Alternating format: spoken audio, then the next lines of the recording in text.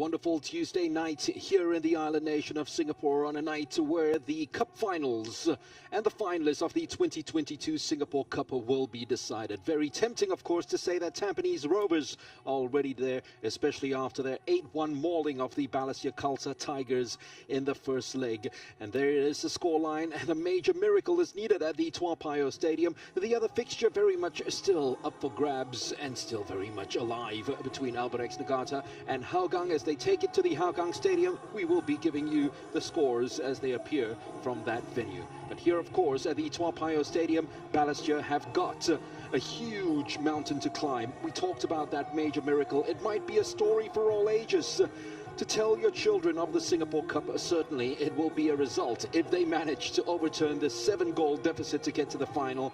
That will no other story would ever come close in this competition, in the history of this competition. Well, to be fair, both coaches tempted to clear the bench and put out the youngsters have both put out very strong sides, and we can hear now from the coaches of Tampines Rovers, and first off, Balestier Khalsa. I lost a few nights of sleep. You know, these are things that don't happen often. Not to me. I played 12 years as a professional. I think the biggest loss was, for me, was 4-0 away against Ajax. Okay, shit happens. But it was not only that. It was what was more disappointing that we concede 2 goals within 1 minute, and after that we completely collapse. Up front we start pressing, in the back we start dropping. The distances between players way too big. On the ball we start hiding, and we absolutely collapse. And yeah, that is obviously something that takes a while to recover from, but you gotta move on, and it's also something that didn't fit the picture from the last few weeks, but it is what it is, and tonight we need to redeem ourselves. It's as simple as that.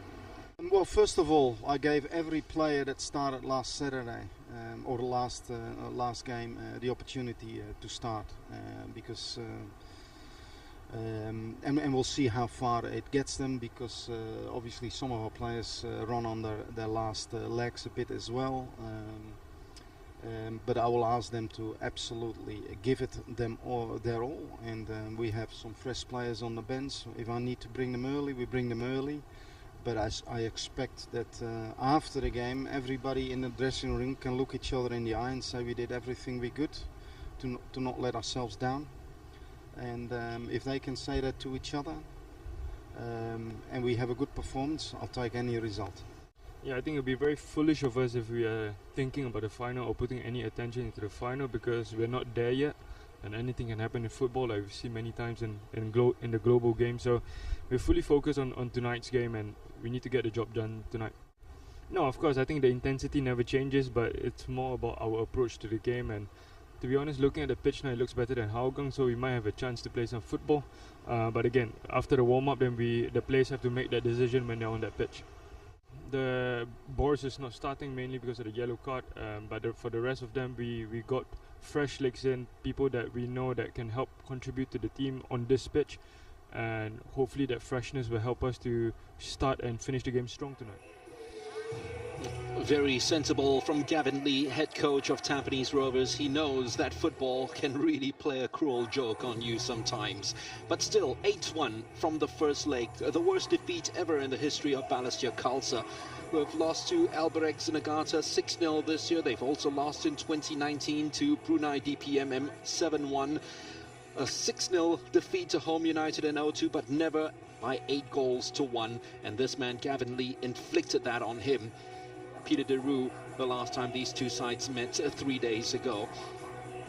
Still though, they'll play for pride. The Tigers, they went out with a whimper. Maybe the roar might come back again here at the Payoh Stadium. And Peter de Roo has already said he'll take whatever result, especially a win, whatever win. Problem with Balestier is that they need to win big.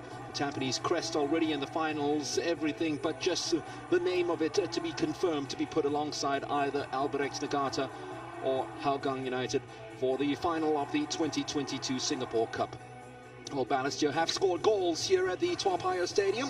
78 goals in total the fans have witnessed in the stadium this year already, including that 5-2 victory against the Young Lions, which guaranteed them a place in the semi-finals.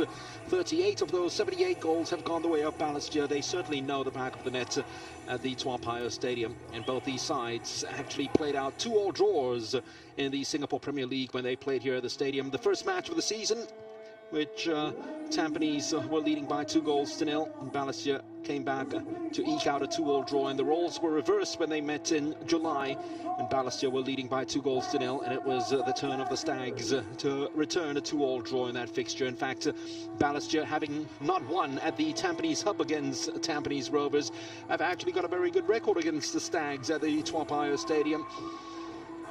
They're undefeated in 3 against Tampines, and the last time they lost to them was in March last year in the SPL.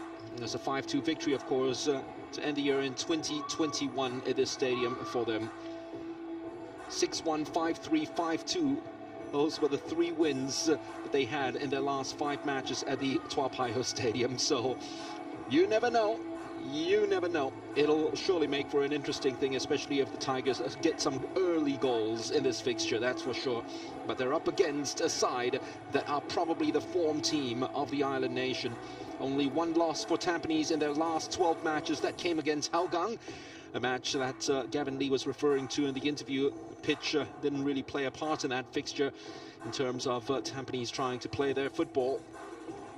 10 wins in their last 12 matches leading up to this game. They've won their last 3 away matches in a row before that loss at the Hougang Stadium. So a chance for Balestier, who put out the same now. That nightmarish team might want a redeemed team to happen at the Payoh Stadium tonight. Tampines Rovers, more of the same, more goals perhaps. Just like in 2019, when they won the title, they also lost a group game. Mohamed Hilmi Fawad is the referee for this fixture. He refereed this tie back in July when both these sides drew 2-2, and he'll be assisted down the lines by Ronnie Koh and Wang Xinjie. So the same starting 11 Peter Deru puts out for Balestier, a chance for them to redeem themselves. Hoshino and Taniguchi especially had very quiet games. The number 10 from the Japanese number 10, who has scored 6 in his last 6 matches, was very quiet and deemed almost unavailable for that fixture. Ineffective after being shut out by the tight Tampines Rovers midfield. Madu Mohana, who was injured just before halftime and didn't troop out for the second half, is fit enough to get into the starting 11 to play against his former side. So Peter Deru, who took charge of his 10th game the last time out, only has 2 wins from those 10 matches. 25 goals scored already, but 37 conceded since he's been manager of this football club. Well, it just goes to show you the strength of Tampines Rovers, that they make 5 changes to the team that won by 8-1, and those 5 changes include Mehmudovic, Firdaus Hassan, Erwin Shah, Firdaus Kazman and Christopher Van Huysen. Those are veterans, a couple of them of course Singapore internationals as well, to actually take the places of the youngsters who played admirably. Boris Kopitovic is on the subs bench in case a miracle does happen at the Payoh Stadium, and he's needed for Gavin Lee. 75th game.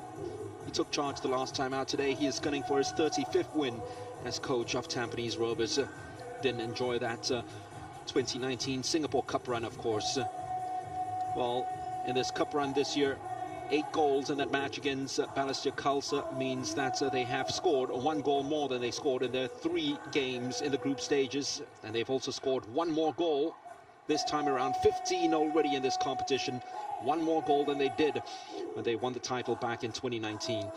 Only in 2004 and 2006 have they scored more goals in a Singapore Cup campaign. 18 in 04, 17 in 06, and on both those occasions they went on to lift the trophy.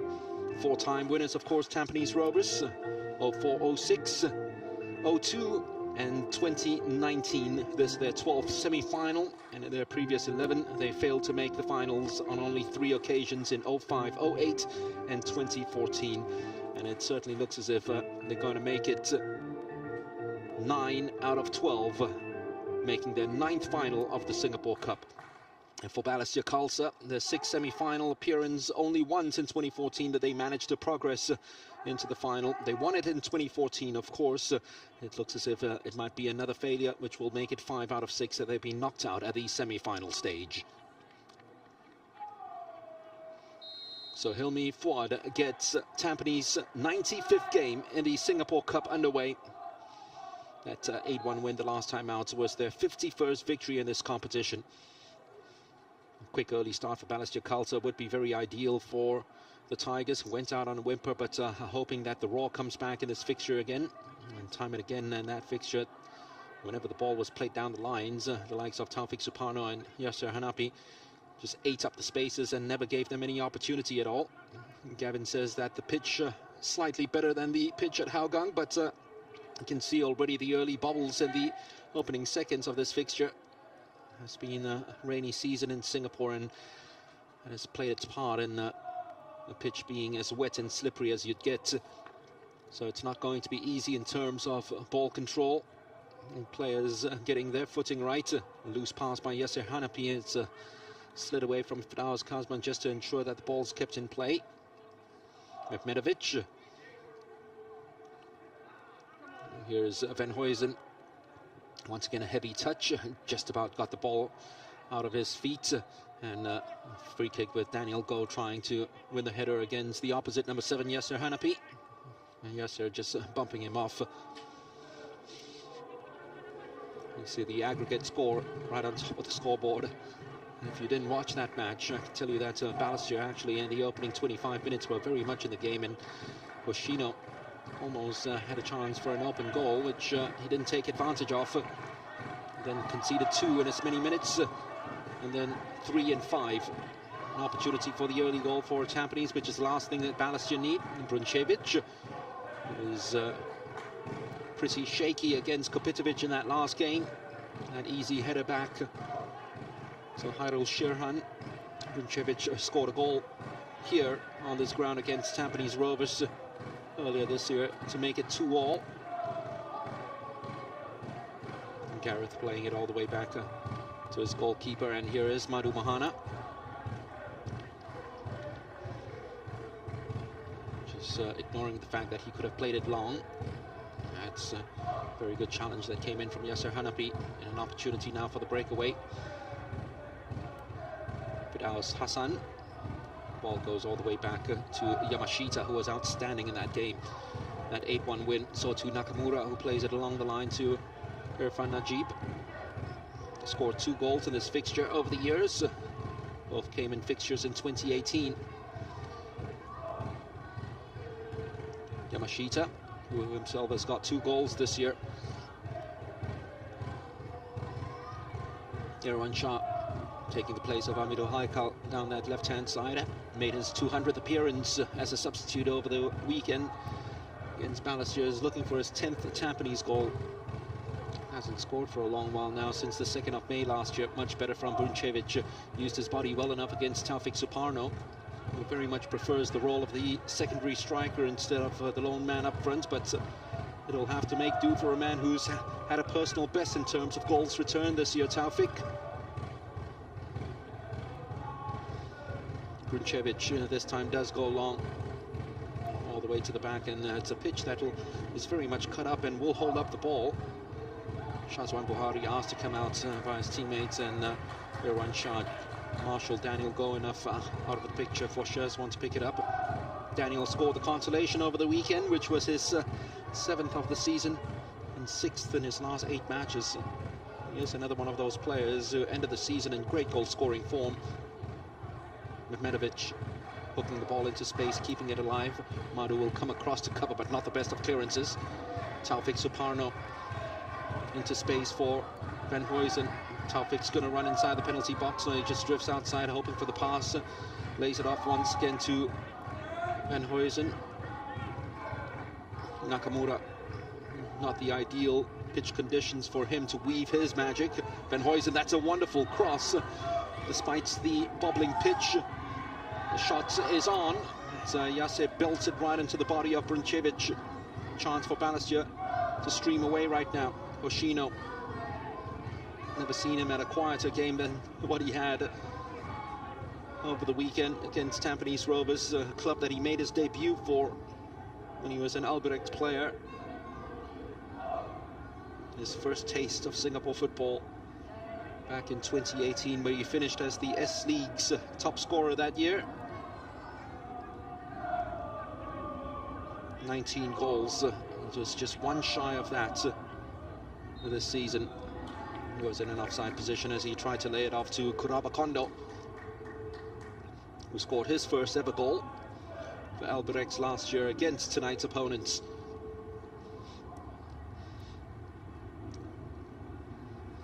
So the scoreline not affected yet, and that 8-1 scoreline really has brought about a very much muted atmosphere at the Payoh Stadium. Understandably so. It's almost nothing to play for a lot of these players. Peter Deroux will be telling his charges, of course, if your opponents can score 2 in the space of a minute and a half in the last game, anything can happen.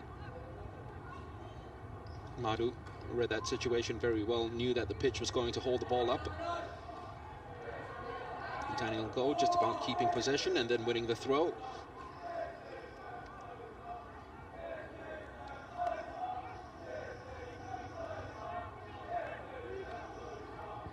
Wailun trying to sweep that one across. Windows saying that the ball was hit way too long and wanted Wailun to actually play it square and play it at the back first before sweeping it first time. There wasn't much options down the flanks either.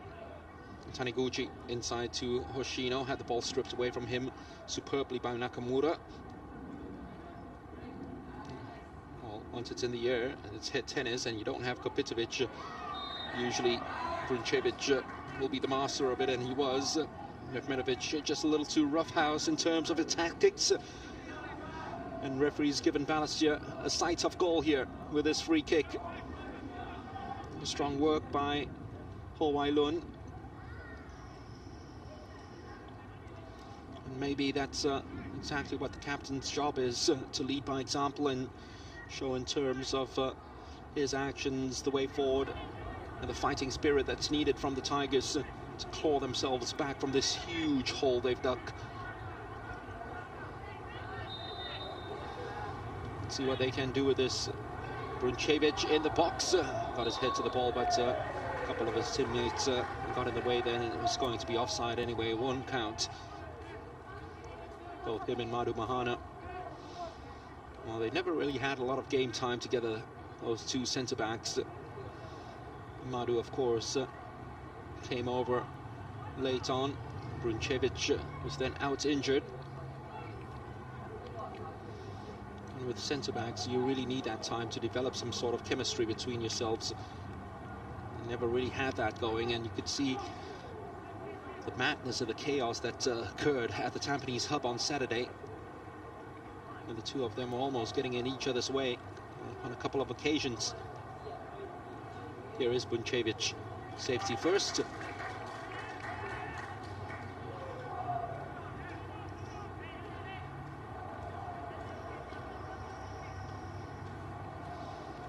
Sir Hanapi is playing a much deeper role in this game than he did, almost flying and blazing down the flanks on Saturday.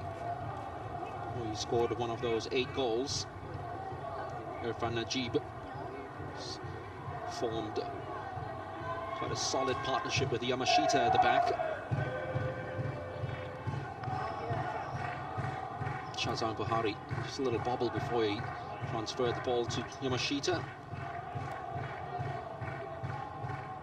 Bruncevic bubbling into the back of his opponent. He told the referee that he was going for the ball, but once you make no contact with it, there's always going to be a free kick. Here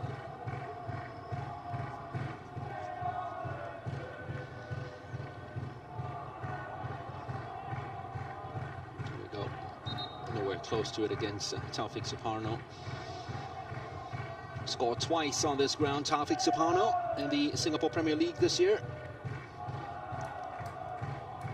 Once in each of those 2 games, making his 110th appearance for Tampines tonight.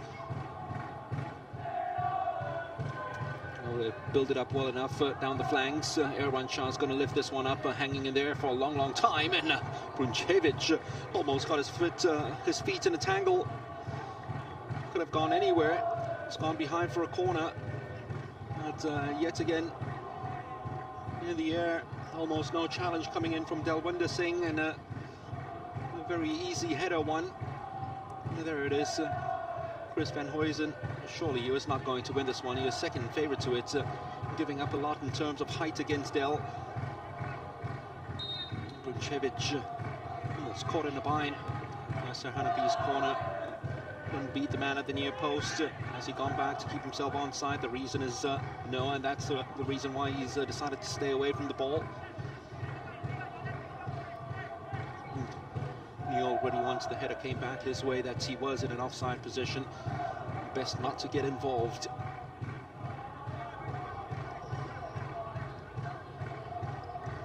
Gareth had enough in him to tow that one away. Kuraba Kondo had that ball taken away from him. Mehmedovic got off the bench to score those 2 goals against Balestier on Saturday. Pitch holds that one up. That's a dangerous ball that swung right across the goal then from Yasser Hanafi. They've got to watch their challenges. Fidaus Hassan, the ball's put it right in. Oh, it's gone in, and it counts. Taufik Suparno. Balestier stood around and asked for offside. But Taufik Suparno, right place, right time, and it took a couple of deflections. And that goal has been as comical as Balestier's performances have been over the last 2 legs here.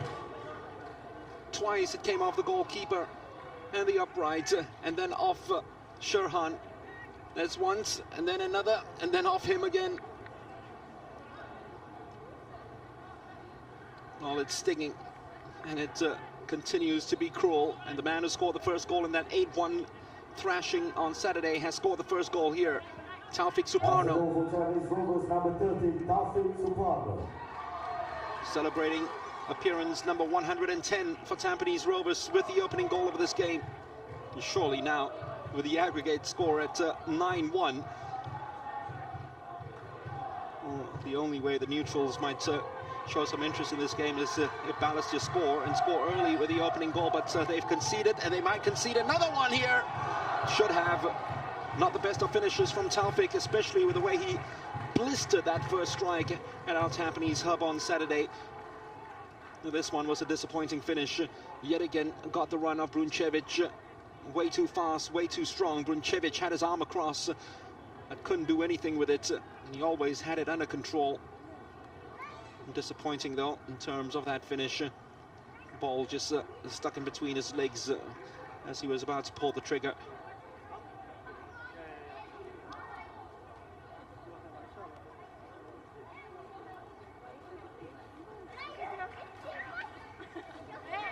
Van Huysen couldn't take it in his stride.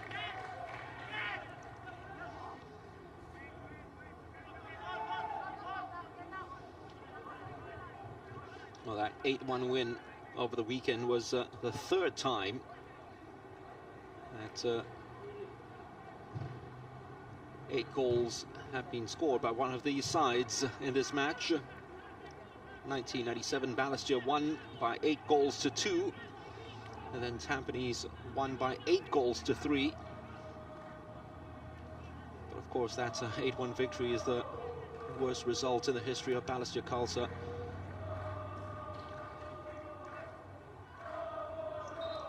What will surely be their final match of the season.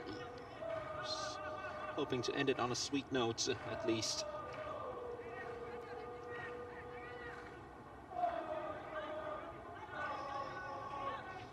They've won 4 of their last 6 home games.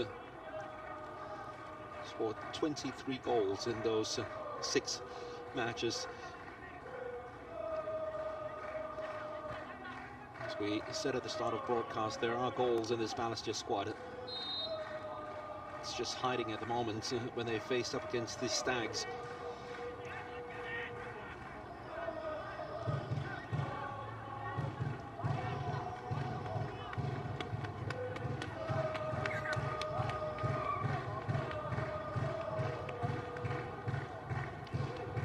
Darren's ball to Daniel.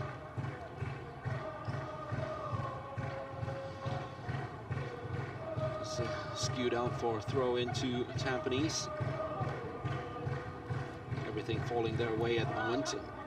Heavy touch by Mehmedovic, rescued. Madu is pulling down Yasser.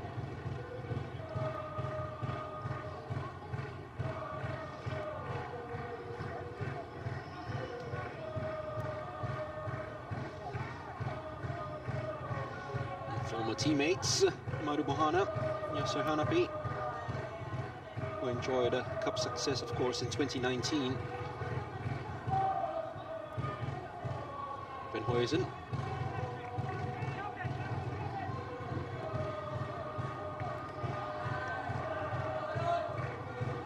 Kazman had the ball taken away from him. Here is Taufik Suparno. Still Taufik. He's lit it up nice and strong.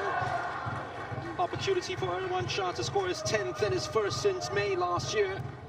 And he's hammered it straight at the goalkeeper. But look at the space that's been afforded to the Tampines players once again. Defending has been static at the moment from Balestier Khalsa. And Peter de Roo does become full-time manager. He's only on a caretaker basis, remember. That's something he needs to sort out for next season. Haven't been as mobile defensively. Been caught out for pace time and again. And he said it in his interview earlier. It's a huge space that has happened between the midfielders and the attackers, and the midfielders and the defenders. They just haven't been able to stay compact enough, long enough in matches. Benhuizen, heavy touch from him, rescued his own error. Irfan. Nakamura, clever turn. There's a drop of the shoulder and he's away. They're just playing with so much swagger at the moment, Tampines Rovers. Really a sign of a side that are in prime form and conditioned, going to the cup final on Saturday, where they'll be facing either Albirex or Hougang. Still 3-3, remember, on aggregate in that game.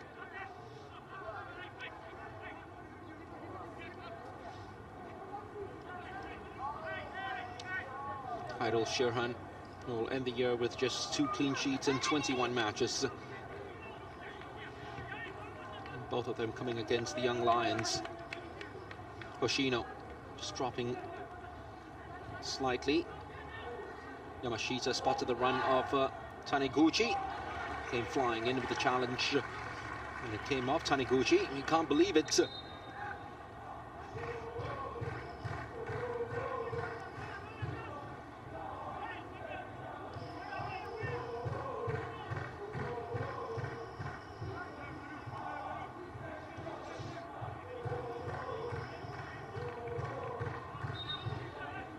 Should have been a Balestier throw. It's a sign of the times that Balestier probably waved goodbye to this game already, maybe even before the opening whistle. That's the players weren't even protesting with the referee, only Taniguchi was trying to argue his case.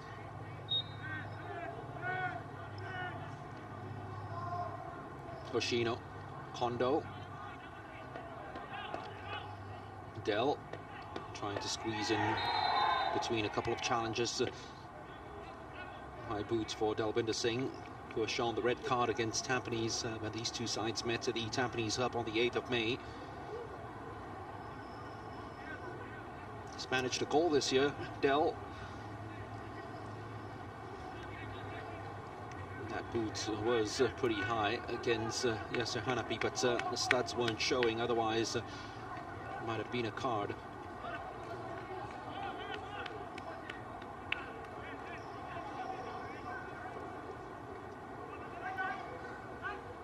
Benhuizen, who's gotten a goal against Balestier before, back in 2019 when he was playing for Geylang. Ball switched all the way across to Erwan Shah. Taufik, that's the role he loves playing. So velcroing himself to the centre-back and then dropping deeper to get himself involved, throwing his body around yet again as always. Vruncevic's clearance falls only to Nakamura. Kyoga Nakamura, real class act, isn't he? And he's the man who really makes the side tick. He turns up and he's in that sort of sparking form that he is dancing around with the ball and just playing it into spaces for teammates. That's where the fluidity of Tampines Rovers starts showing. That's the reason why they've only lost once in their last 12 games. Yasser needing to hit backwards because he was being chased down by a couple of Balestier challenges. Mehmedovic inviting Irfan to come forward. Sol Nakamura short with that pass. Taniguchi couldn't keep it under control. Yoshino just about gets it. That's a lovely ball that's played out just behind the back line to Taniguchi, who was fouled by Nakamura. And that will be a free kick to Balestier. Didn't make the most of the last free kick from an almost similar situation and position.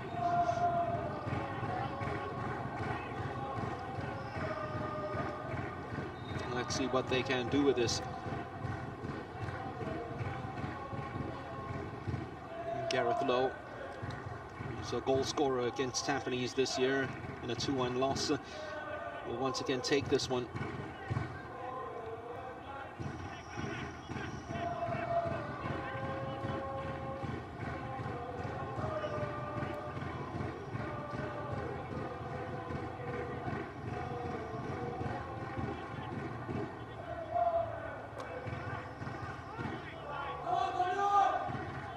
Has stepped away, so it will be Kuraba Kondo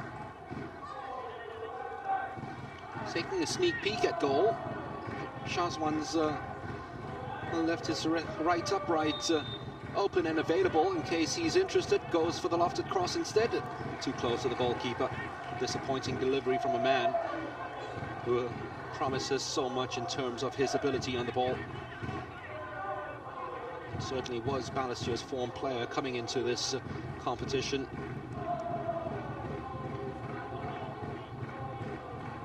Yet again, look at the space available between midfield and defence. Taufik will be offside on this occasion.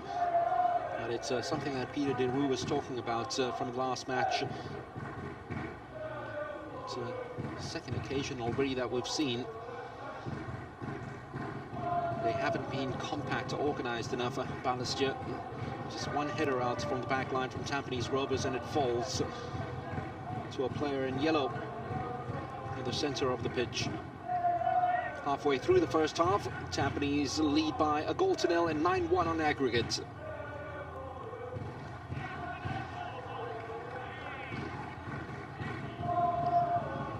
Kalwinder Singh stopped in his canter to the byline.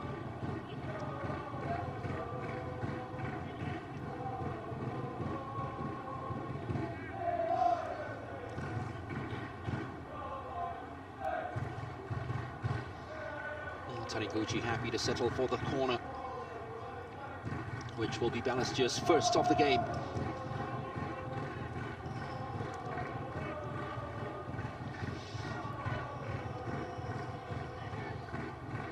All the big men are up there, including Bruncevic. Delwinder is there as well. This one's swung into a dangerous position, but Taufik Suparno gets his head to the ball. And an opportunity to come away now. Doesn't get very far though. Yoshino lifts it in. Bruncevic. Delwinder hooking it back, but the ball had already gone out.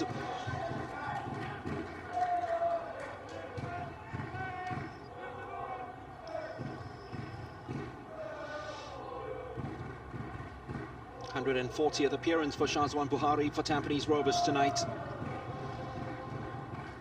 Was 87 minutes away from keeping his 35th clean sheet for the Stags until that consolation goal from Daniel. But, number 35 is still there for the taking in this one. Just the 4 in 34 this year for Shazwan. The early part of the season, that's where Tampines Rovers really just leaking goals for fun, especially away from home. We could have the Tampines hub. At last encounter we talked about how strong they were and almost building a fortress at home. But away from home, they haven't fared as well, excluding matches against Geylang at the Tampines hub, which they share the stadium. They've only won 4 times out of 11 away from home, and 3 of those 4 away wins came in their last 5 away fixtures. So it's been a strong finish on their travels for 2022.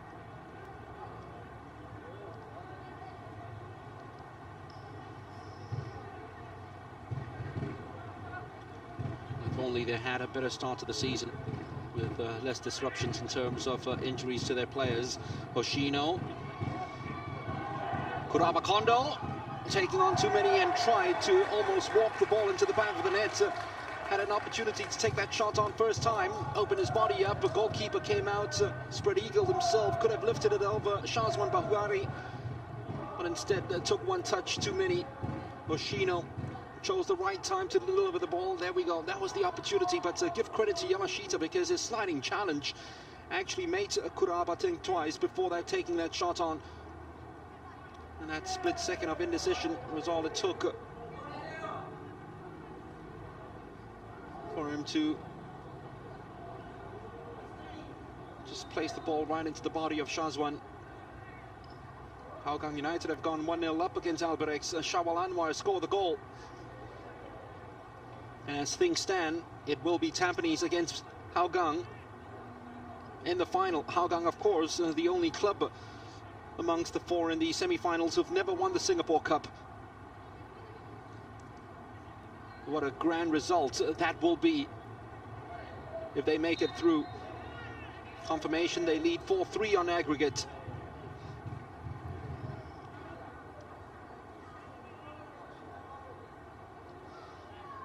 If you think about it, Albirex were leading by 3-1 in that fixture and had a chance to go 4-2 up, but missed a penalty and were punished as Hougang came back to draw 3-3 on Saturday. And that is some comeback. Irwan Shah and Madu, teammates, of course, long-term teammates, not just from Tampines Rovers days, but also during their days of the Lions 12 and the Singapore national side.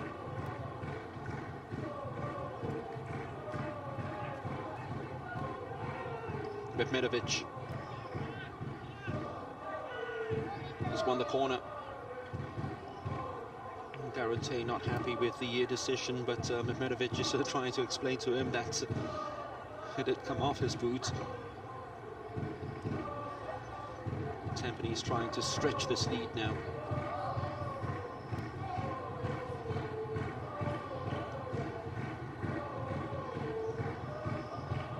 Yasser Hanapi hanging that one in the air for a long time, and yet again so easy, the defending.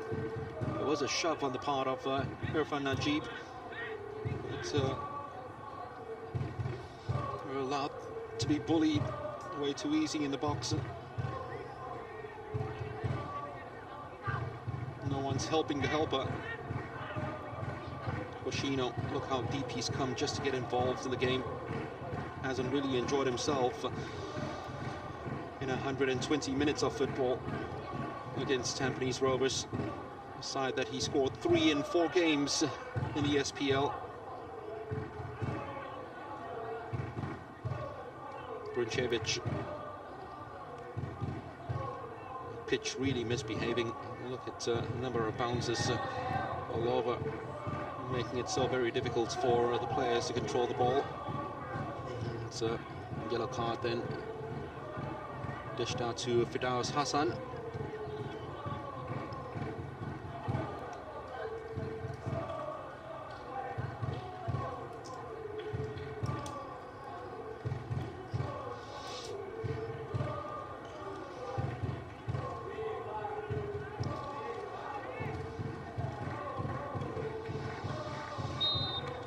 Tampines trying to employ that back line just high up, and they have to really watch themselves as that one swung in. Madu's header took a deflection off Irfan. It's going to be a corner to Balestier. Well, communication was good between the Tampines defenders then. organized and disciplined itself in terms of keeping that high line and breaking back almost in unison.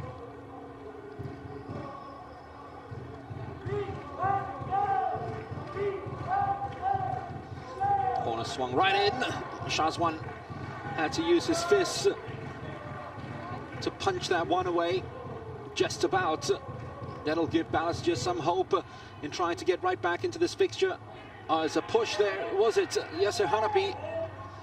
Referee Hilmi Fuad, close attendance, helped by his assistant referee, doesn't signal for the penalties. There will be a foul now. Hoshino is dragging Nakamura back. Was this a penalty though? Oh. He was trying to jump into it. It was a very slight shove on his back, but not enough for the referee to point to the spot. And before that, Shazwan did well enough. Not the biggest of goalkeepers, of course, Shazwan Buhari, but still stayed very stoic at that near post. The side Fidau's, it's very good work from him just to keep the ball, keep the momentum on the side of the team in yellow. That's a great tackle. Won the ball cleanly. Gareth. A couple of challenges that came in on him. Yasser Hanapi couldn't skip away. Kuraba. It's really good work from Tampines Rovers. It's always an easy excuse when you're up by 9-1 on aggregate to actually just hold back, but they've kept the intensity alive in terms of their press in midfield. And that's been a hallmark of their fixtures and their game so far. Taniguchi has danced its way around. Yasser Hanapi sliding in with a challenge. Great work once again by Yasser. Ball still alive. It's gone out this time for a goal kick. A little skirmish between Ben Huizen and Taniguchi, who was asking for a free kick. The referee said play on.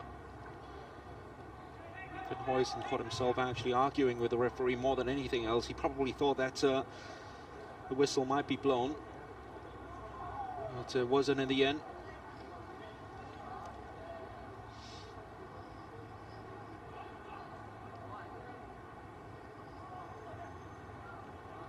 Yasser Hanapi beaten to the ball by Delwinder. The last came off in Huizen for a throw to Balestier. Hoshino's shown the way. He's used his body superbly against Irfan Najib. That cutback finds its way to a teammate in Darren Tay, whose shot was blocked. And Erwan Shah has an opportunity to skate away. The right back already committed himself. Howailun comes across to cover. Taufik Supano running off the two centre-backs superbly yet again, and Bruncevic stood his ground and asked Heidel to come out and claim, which he does.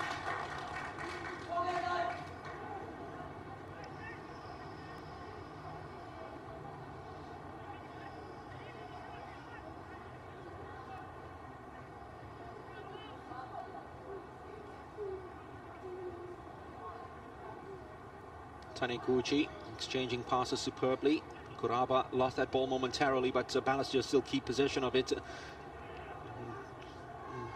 Darren tried to keep that move going and ticking, but his little touch was cut out. Not the best of touches from Mehmedovic, who wasn't too aware about his surroundings then. Gareth had come back to cover.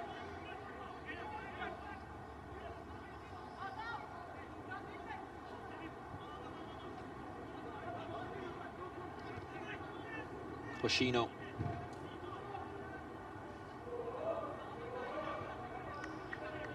Well, they need him right up there to do the damage, but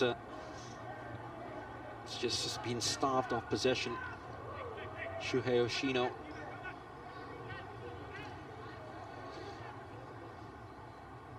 Madu. Once again, that Tampines midfield has been so very good. Combination of Nakamura and Yasser Hanapi,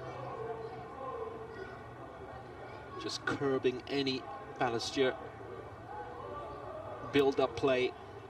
Any pretty footwork that's been happening in midfield. They'll just come into that yellow wall of 8 and 7, Yasser and Nakamura. And the momentum totally quelled.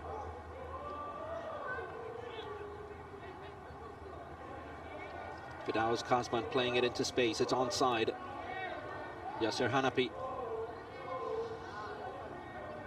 just happy to slow it down.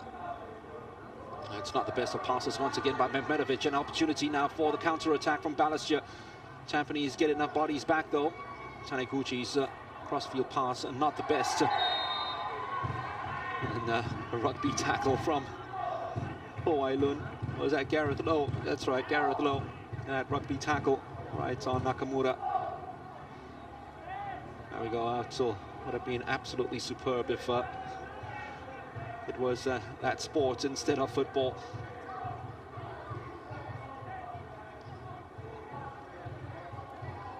Well, the good news is that it's no card, and it's very deep in Tampines' own half, and their defensive third. Fabulous ball though from the goalkeeper Shazwan to hopefully instigate the next wave of attack. We haven't seen Tampines as an offensive force for quite some time now. Just trying to get their passing cadence going. Almost treating this like a practice match. They might have broken the lines, and an opportunity to break towards goal. Last-ditch tackle that came in from Gareth. Just good enough, not enough juice behind that ball from Yasser to get it through to Van Huysen, who had made that darting run behind the defense. Just needed to be hit a little harder.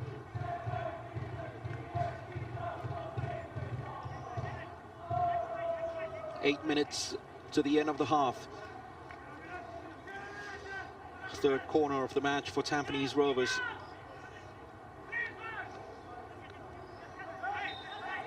Taufik Supano's goal, the difference between the sides on the night. 8 goal, the difference between the sides on aggregate. Yasser hangs it up long enough. Irfan is there at the far post. Much better from Vruncevic, who totally attacks the ball. Here's Daniel, covering so very good once again from Tampines Rovers, giving Daniel almost no option but to take it on all by himself. Fearless enough to hold the ball. Taniguchi's got to go back, and Tampines now get themselves organized. Very good defending as a unit, just to stop that counter-attack. Kuraba Kondo's dummy to find Hoshino, but couldn't get the return pass. Nakamura just effortlessly strides it forward to Yasser Hanapi. That's a wonderful stroke of the one to find the captain. Here is Taufik Supano. The second time that his shot has been charged down by Vruncevic. Here is Daniel. Really had that chance to play in Hoshino, and Hoshino's just hanging his head up and saying that ball should have been passed into him a lot earlier.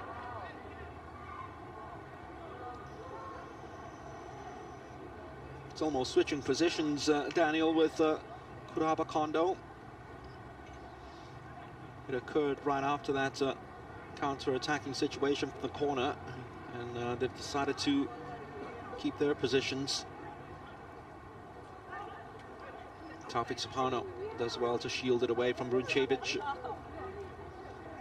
Loads of space opening this far side from Yasser Hanapi. It's a situation which he took full advantage of in that last match. A little miscom between fullback and centre-backs. Delwinder and Vruncevic.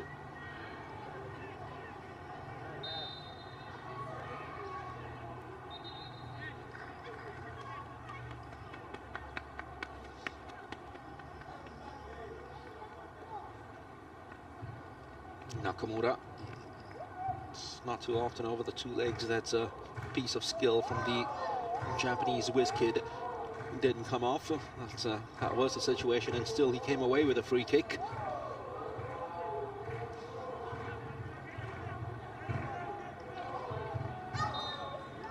Free kick which he will take.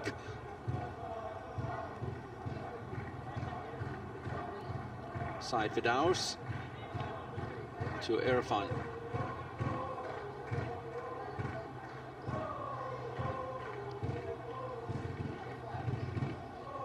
Mehmetovic hasn't really been top draw in this match. Mehmetovic, I thought that, especially with Balestier trying to chase this huge deficit from the first leg, that he'd be afforded a lot more space to really dance around and waltz past these defenders, but perhaps the pitch hasn't been his best friend, so we haven't seen much of that from Mehmetovic. Kurabakondo's touch on, didn't find a teammate to get a second opportunity now. Hoshino's made the run behind the defense, but might have been in an offside position. That's the reason why he delayed that pass and gave the ball away cheaply. Mehmetovic, another loose ball picked up. Madu Bahana, oh, I tell you what, that challenge was very strong from Taufik Suparno, and Madu didn't like it at all. Yellow card for Taufik. From an almost similar situation, of course, that Madu was hurt in that first leg. A challenge came in on him very strong, and this time the studs were showing from the number 13. It's not number 13, actually, it was Firdaus Kazman.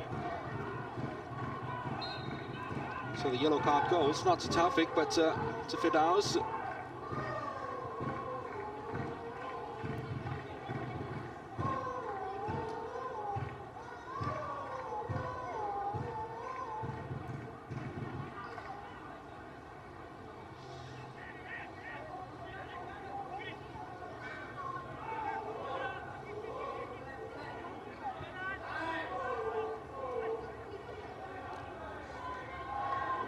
Gareth tried to toe the ball into space for Taniguchi, who is cutting a very isolated and frustrated figure at the moment, and it shows from that challenge and shove on Irfan.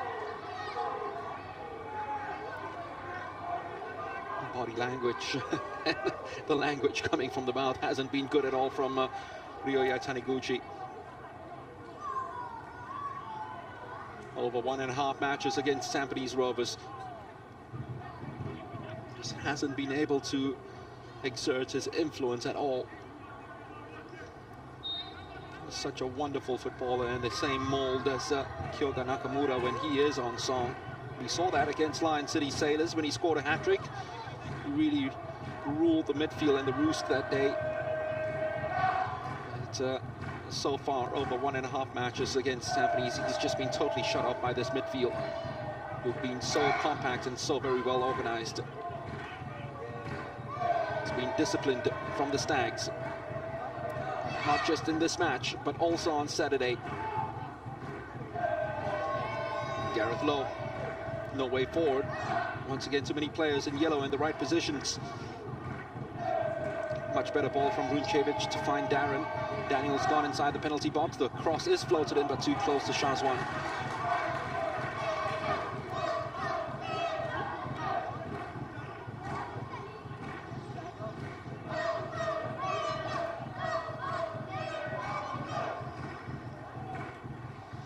One.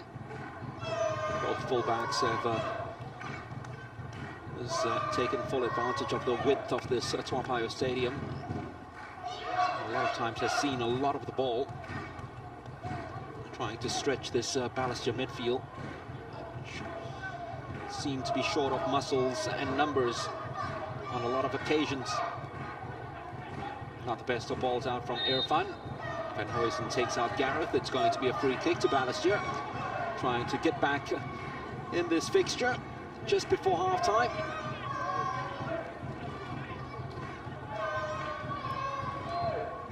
That's all they can ask for. Try to win the second leg. They're losing by a goal to nil. At least want to end their home matches with a win in front of their fans.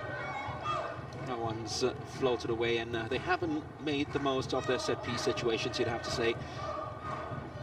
Got some towering figures in there who can be very imposing on their day, the likes of Runcevic, Oshino, even Madu when he goes up, or Delwinder. It's no use when you have those imposing figures and the ball's floated too far away from them, never giving them a chance at all. Mehmetovic, another one of those who's had a very quiet game. Yamashita deciding to hit it long. to the on-rushing Ben Huysen. Not enough swerve with the outside of his boot to find Chris. Kondo stabs it forward. That should be easy for Erwan, and it was. Aside Fidaus taking over. Here is Mehmedovic. 1 added minute at the end of this first half. Mehmedovic losing the ball once again in midfield. Taniguchi keeps it going. It's almost the perfect ball forward to Hoshino. He's hit a little too hard yet again.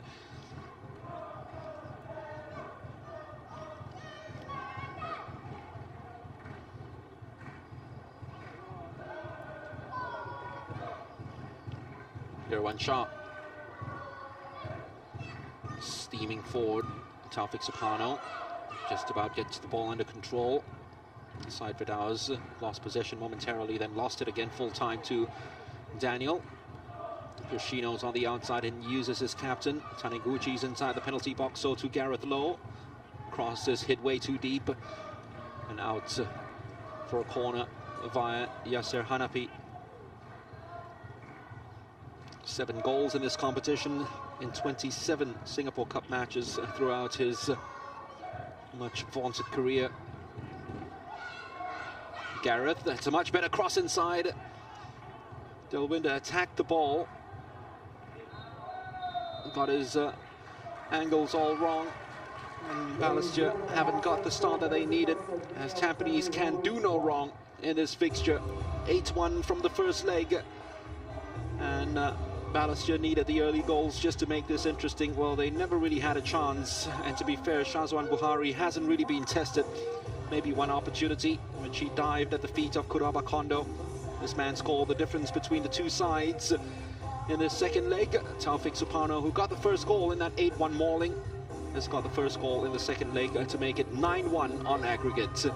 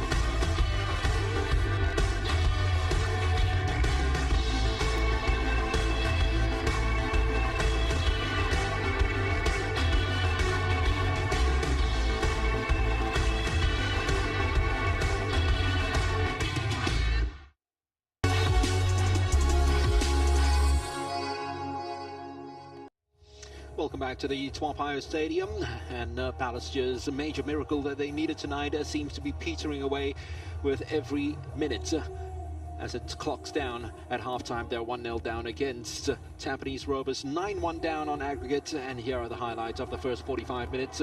And it took only 11 minutes before they scored their 9th goal in 2 games against Balestier. Yet again, the defense all at sea and totally static. Look at Madu Mohana and Ensa Pruncevic right inside the penalty box, along with Delwinder, who kept Taufik Supano onside.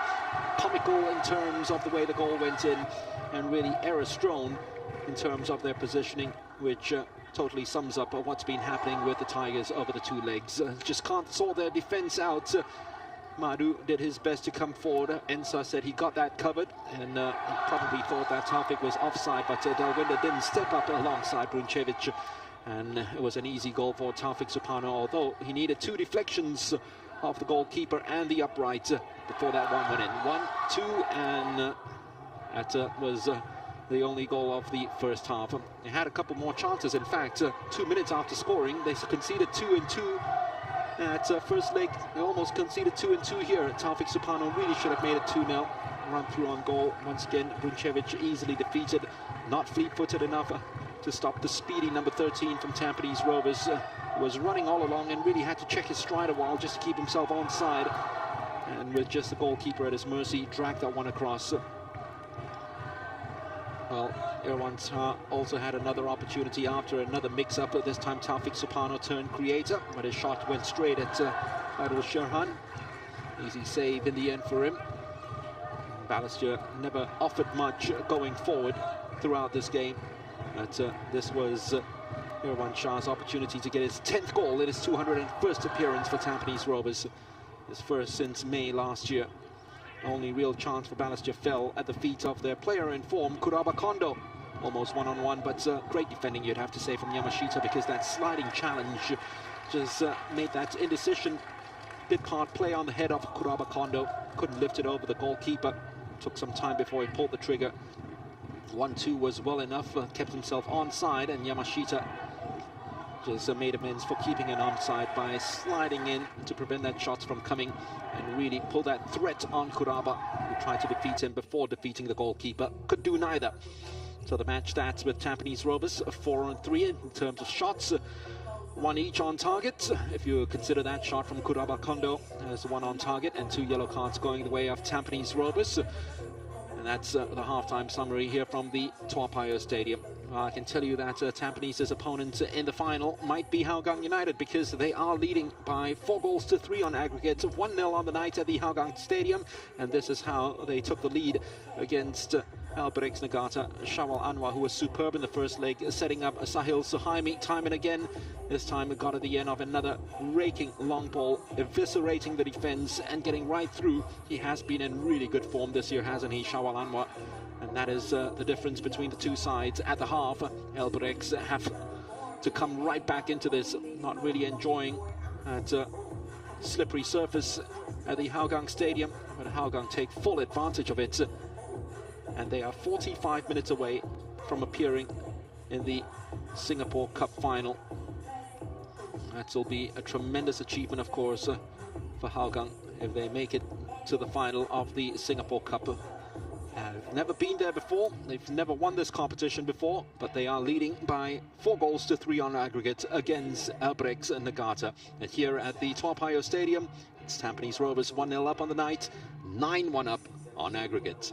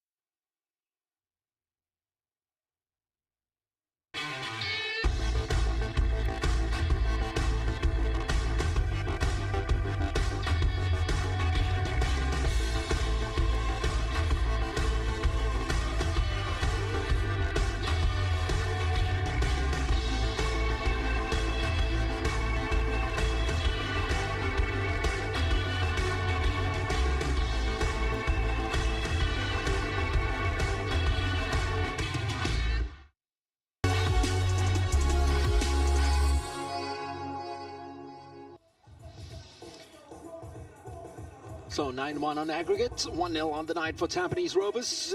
If they keep this up, it will be the biggest aggregate score in a knockout game in the history of the Singapore Cup. The previous best was 8-1. Hougang defeating Naga World on aggregate in the quarterfinals in 2017. 8-1 was the scoreline that Tampines Rovers had in itself in the first leg already at the Tampines Hub on a Saturday. A reminder that it's the third time that if teams have got 8 goals in a fixture. 8-2 for Balestier in 97, 8-3 for Tampines in 1998, but 8-1 is the biggest scoreline that Balestier have ever faced in their long-drawn history of this football club. So 45 minutes left. Peter de Roo did say before the start of the game that at the end of the game, if the players can look each other in the faces in the dressing rooms and say that we did our very best and we went out with some semblance of pride, that's all he could ask for. And he'll take any result today as long as there is some fight left in the Tigers. The roar just hasn't arrived and the fangs have not been showed at all throughout the 2 legs. Well, at least I should say, at least in 1.5 legs, because we never know what's going to happen in these next 45 minutes. And definitely the tie out of reach. The season will be ended. The second from bottom in the league, but at least they've qualified for the semi-finals of the Cup. This will be some measure of success that they can take into the 2023 season. And now can they take some measure of pride in these second 45 minutes. Needs a bit more of a team effort, and the likes of Taniguchi, as you see there, talking with Kuraba Kondo, really need to show up in these next 45 minutes, at least to make this tie interesting. And for Tampines Rovers, they will be happy to note that they can rest Boris Kopitovic, who picked up a yellow card for celebrating in front of the fans in that 8-1 victory over the weekend. He is not starting. He's on the bench only because they have to protect him. They don't want to miss the league's leading scorer in the final of this competition on Saturday. For the moment, it is Tampines Rovers against Hougang in the Singapore Cup final. And they'll make 2 changes for the start of the second half. Joel Chu, who scored one of the goals and had a starring role on Saturday, playing in that roaming free role just behind the front man. He will be coming on. He will be taking the place of Taufik Suparno. Already done his damage.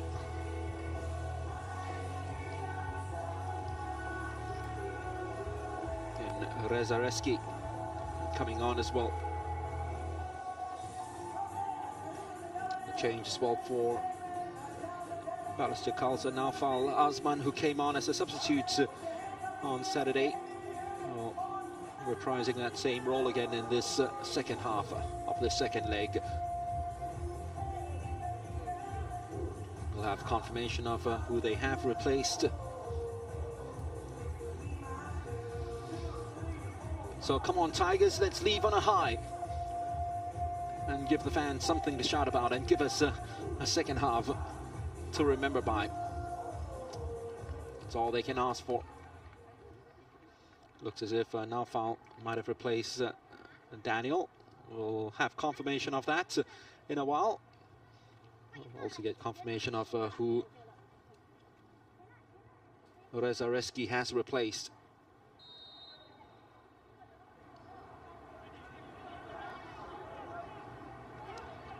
Mehmedovic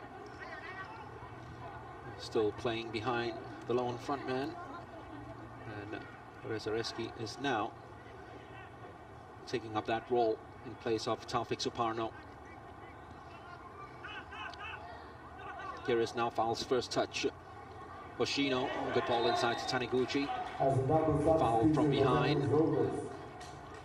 Number 13 has been replaced. Firdaus Kazman is already on a yellow card, so he's got to watch. Number 7 has been replaced by number 80, Reza Rizki. And a substitution for Balestier Khalsa. Number 7 has been replaced by number 70, Naufal Azman. So there's confirmation that Daniel Go is the one who has departed. It's one goal threat that they've taken out. Cross comes in, it's easily defended in the end. Touch was good from Kurabakondo. The pass wasn't in. Gareth really had to haul his opponents back. On any other given day, that would have been a booking. The referees decided to look at the light side of matters. Joel Chu's first touch almost getting him on his bike away from a danger. Yamashita into space for Mehmedovic. Here one. There's Areski. Bruncevic has decided to let the ball run out of play.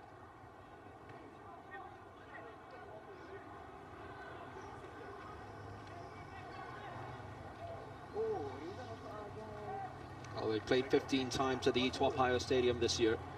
Balestier Khalsa, they've won 6, drawn 2 and lost 7, so their home record has been pretty solid.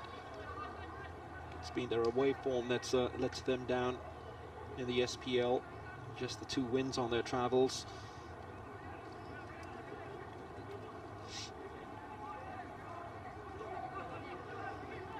Yohan Shah is very dangerous, but if you've got Nakamura on the ball, he can skip away from any sort of a challenge. It's a dangerous ball himself. They've got to be watched here. Tampines Rovers, the last thing he wants is to be complacent.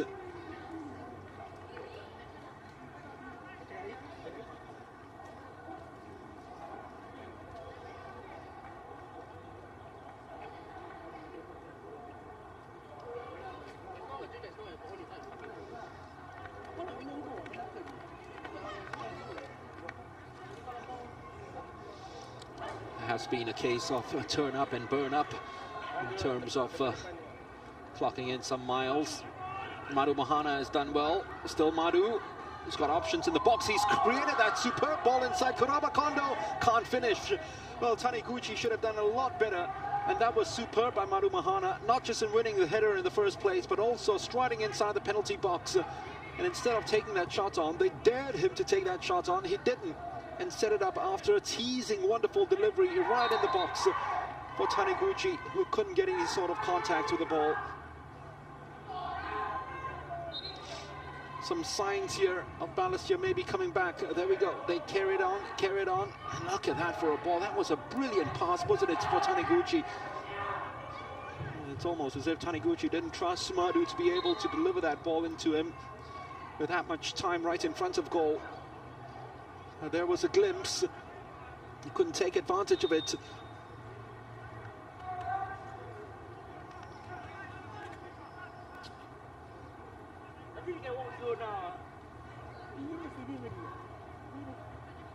Side Fidau's fouled free kick going the way of Tampines. Mehmedovic decides to get up despite the challenge that came in from Madhu. Mehmedovic still biting into any sort of a challenge. There's no give up in Mehmedovic at the moment.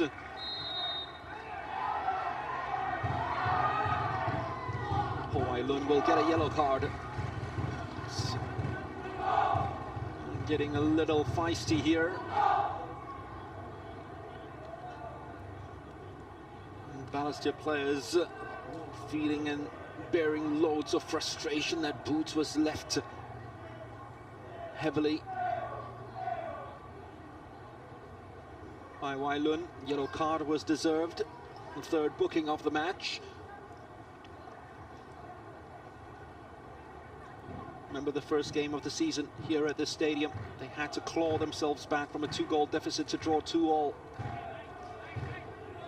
And then Tampines had to claw themselves back from a 2-goal deficit in the return fixture in July to draw 2-2. Tampines almost take a 2-goal lead. Irfan Najib at the far post, poaching.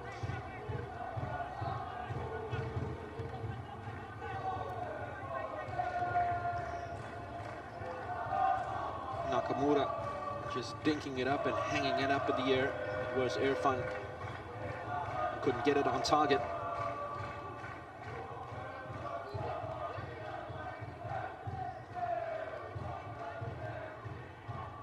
Venhuizen back to a player who just missed the header, Irfan, and he's lost possession of the ball to Kuraba Kondo.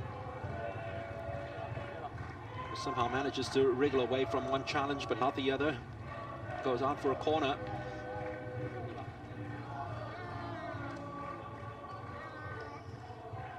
It's Nakamura who's gone down, which is not good news, and it might be a signal to the bench and Gavin Lee to maybe take one of his talisman out.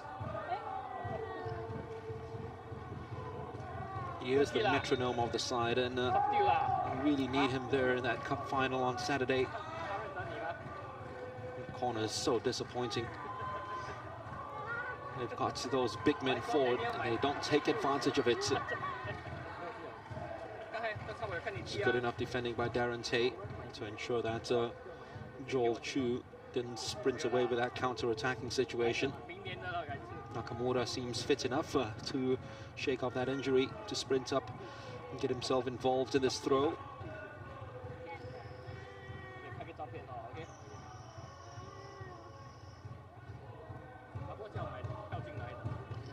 Rezareski got away from one challenge but not the next. Still though, the pressure that's been put on and the pressing from these Tampines players has been so very impressive.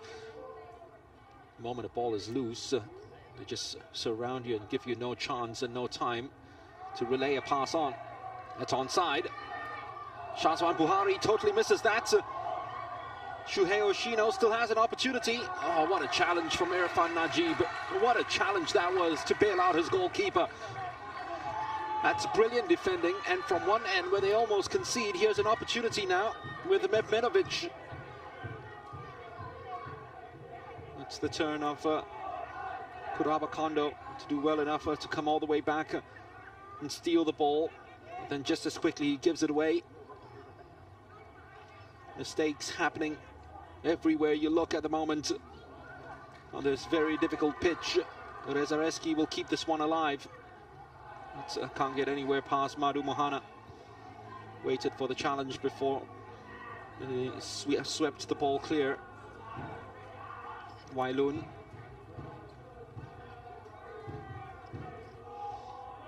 Well, that's very much a microcosm of what's been happening over the two legs for Shuhei Hoshino. It's just forgotten to wear those scoring boots for these semi-finals. Remember in the first leg where Kuraba Kondo presented him with a wonderful cross, but he was just an inch away from getting at the end of it. And there he was, one-on-one with the goalkeeper. Shazwan Buhari did his very best to get around him, but just couldn't get the shot underway. And by the time he wanted to settle in for the shot, Irfan had come in and thrown up a superb defending challenge. Taniguchi works the ball in the 1-2 well enough between the two Japanese, Kondo and Taniguchi. Here's Joel Chu looking for space. In the end finds teammate Irfan, who puts his laces through the ball.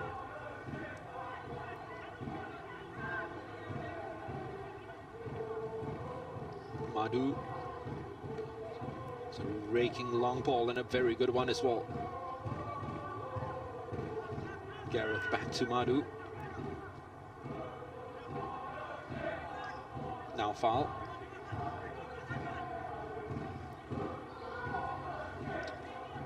Kuraba. Rezareski just took his eye off the ball. Is trying to match up a run of his teammate Taniguchi. Oh, Yamashita almost turned it into the back of his own net. Apologized straight away. He did what he had to do, which was to intercept. As a defender, that's all you can do. Maybe not the most convincing of interceptions. That's the reason why he was apologizing. There we go. It was almost second thoughts then whether he should stick his leg out, and by the time he did, it almost turned into the back of his own net. Promising signs for Balestier in the second half as Gareth Lowe takes this corner to the near post. Oh, it just squirts past everyone, but more importantly not into the back of the net. This should be the goalkeepers. That's very calm from Hyrule. always in control of the situation. Nakamura, so clever, wasn't it? Knew the challenge was going to come in from his Japanese counterpart, and immediately put his body in between ball and opponent. Just like that. There we go. He knew his opponent was there, and he stepped right across. Get that positional advantage. Turns away superbly well once again. Madu's done well against Rezareski. Different opponent tonight with Kopitovic out.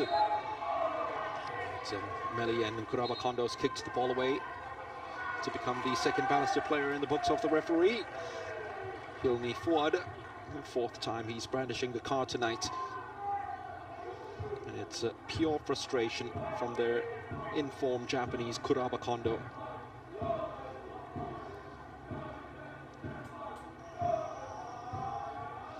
I think he was relishing the semi-finals more than anybody else, especially with the 4 goals that he scored leading up to it. That's first leg and the scoreline that didn't go their way. Just turned a totally different chapter altogether in the faces and the body language of these Balestier players. Shazwan allowed the ball to bounce.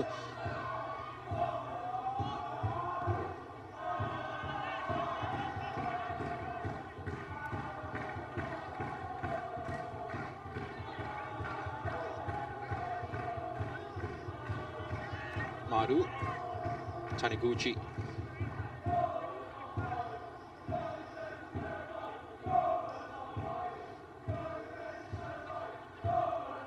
Wailun. Every Tampines player back in their own half, sitting very deep, getting very organized at the back. It's almost training for their final appearance. What to do and how to organize and keep yourselves compact without the ball, and how to hunt after it, allowing 1 or 2 players to chase it while the rest of them are marking the spaces and taking out their opponents. It's been very impressive over 2 legs. Oh, is that a penalty? Well, the referee pointed. Some Balestier fans thought he was pointing to the spot, but was pointing for a goal kick. Naufal thought he had the beating of Nakamura just for a split second. But it's the experience once again of Nakamura, isn't it? So very good with the usage of his body.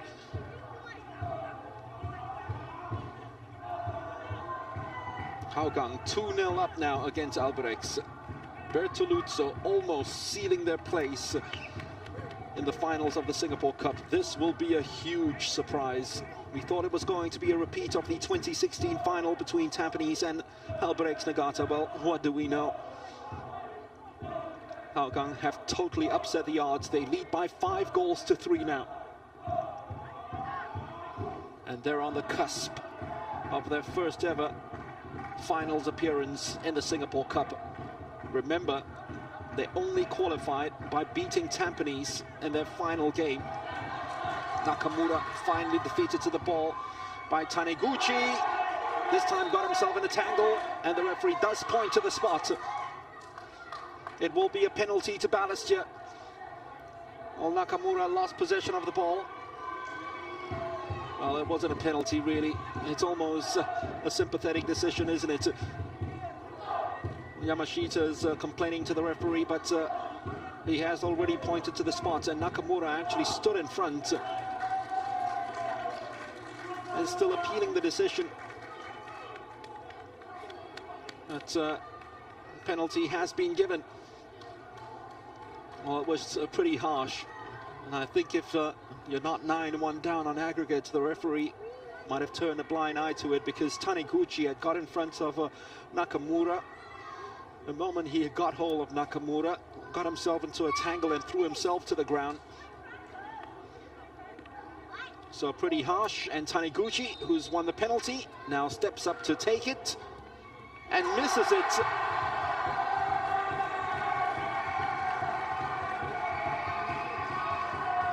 Well, if there was a sequence that tells you the story about these two legs for Balestier Khalsa.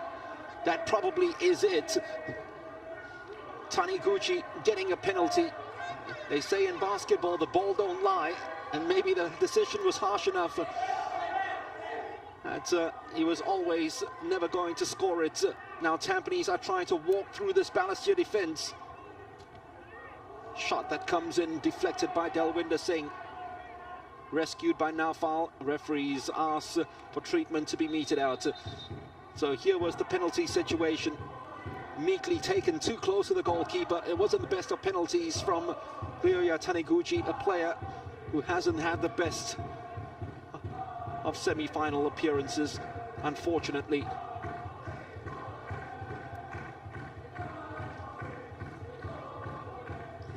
Well, he's seeing the funny side of it, and perhaps you really need to have a sense of humor if you're a Balestier player in these circumstances to know that you have probably given yourself opportunities over the two legs, but everything you have tried has not come off, whereas everything Tampines have tried has just turned golden. As golden as those yellow-shirted supporters on the stands who are singing their way to the Jalan Besar Stadium this Saturday for a final. And it'll be a singing final if Hougang get there. The Hougang Hools, the Tampines fans, some of the most vociferous in the league. It will be a cracking atmosphere.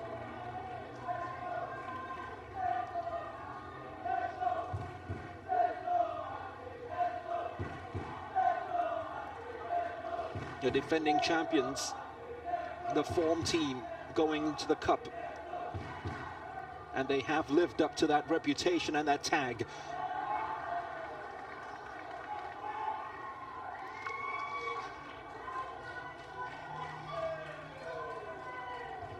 Nothing malicious in this, just a shot by Van Huysen that hammered straight into the body of Delwinder Singh.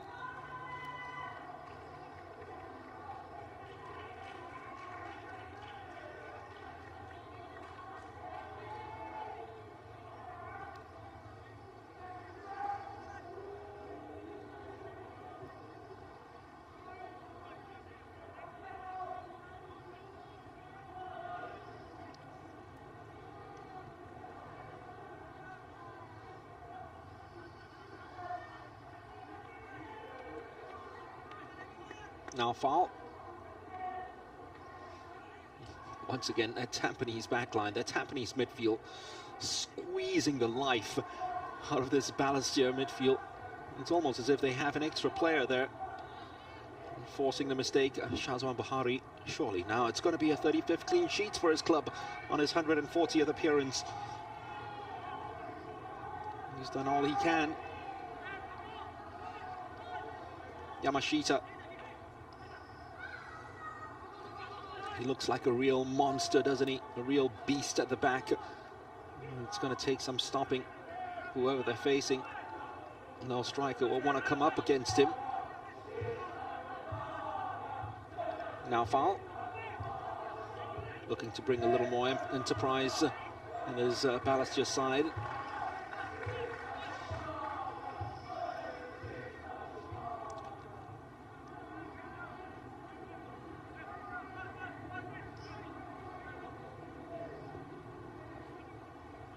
Here is Madhu.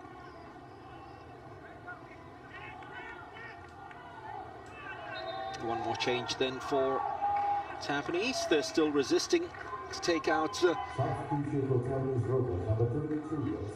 Nakamura. It will be Irfan Najib that they will keep for the final. He too splendid over the two legs, dovetailing Shuya Yamashita. Shamir Azik will be taking his place.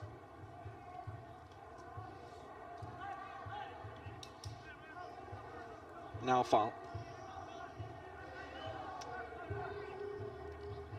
Got to go all the way back to Madhu. Probably still wishes he was in that yellow jersey. especially with what's transpired.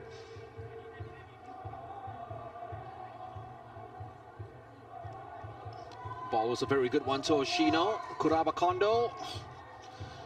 Tell you what, Van Heusen actually showed him the way and allowed him an opportunity to attack the byline.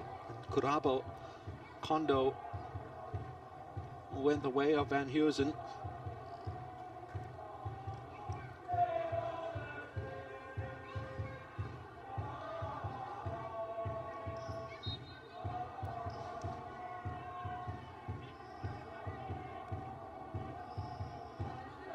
Now foul. It's so very difficult to control the ball with these pitch conditions. One shot delayed that pass down the line, apologizes to his teammates. As he really never had a lot of options, especially with now foul breathing down his neck.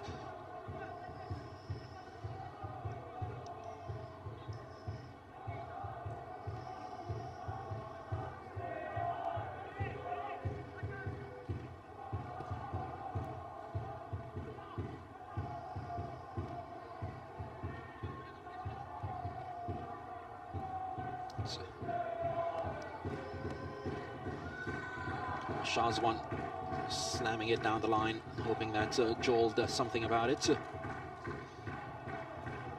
It's always going to be Delwinder's ball.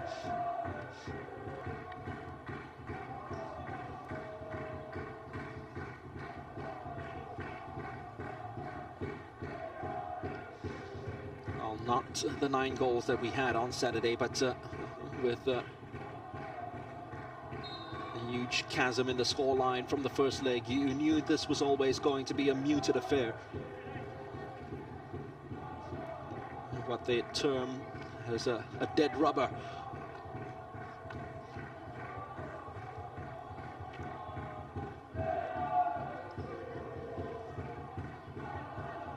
Taniguchi has missed the best chance in this second half with this penalty being saved.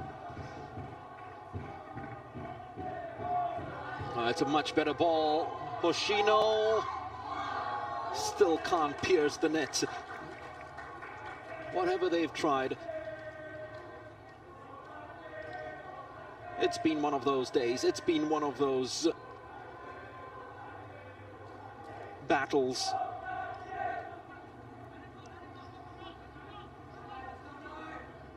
Over 2 legs.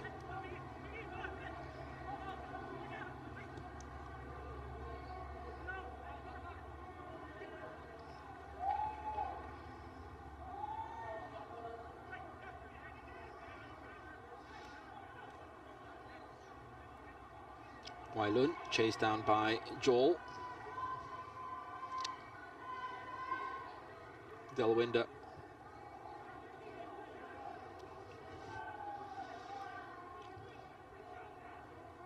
Thought that he had someone running after it down that left-hand side, but Gareth was pretty far away from the ball.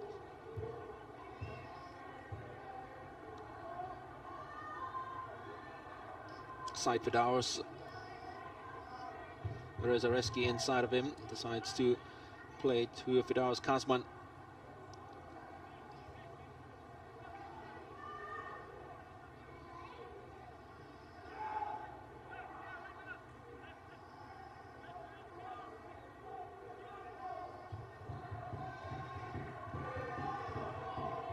Side Fidaus, who of course created one of the goals in that 8-1 win for Kopitovic.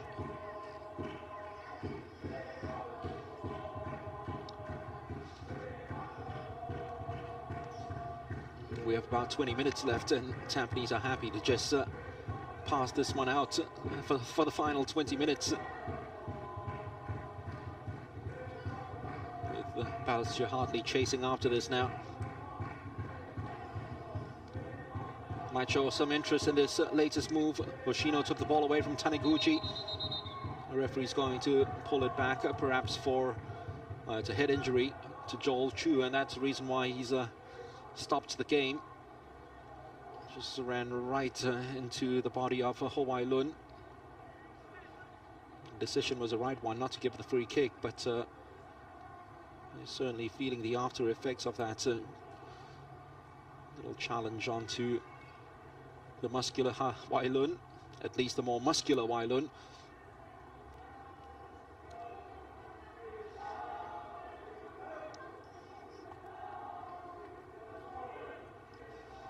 Well, it was just the opportunity for Hoshino earlier on. He said, it's not going to be your day, it's not going to be your day. So he beat the goalkeeper, he was about to take that shot on. And how about that for some defending from Irfan?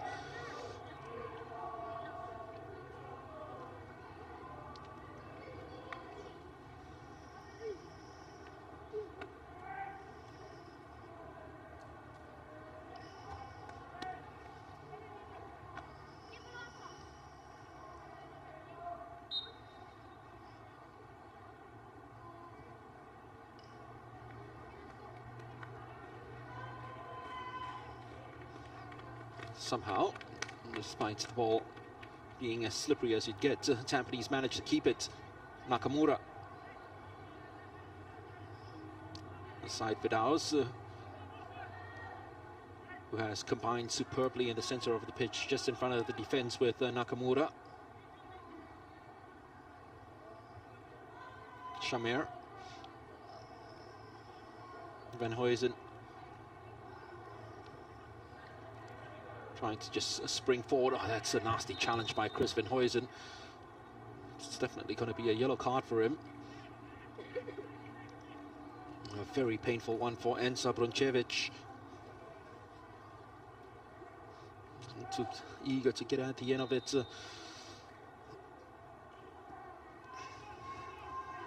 The moment you throw yourself like that, Van Huysen, you're always in danger of catching your opponent, which he did. Gets a card that matches that jersey color.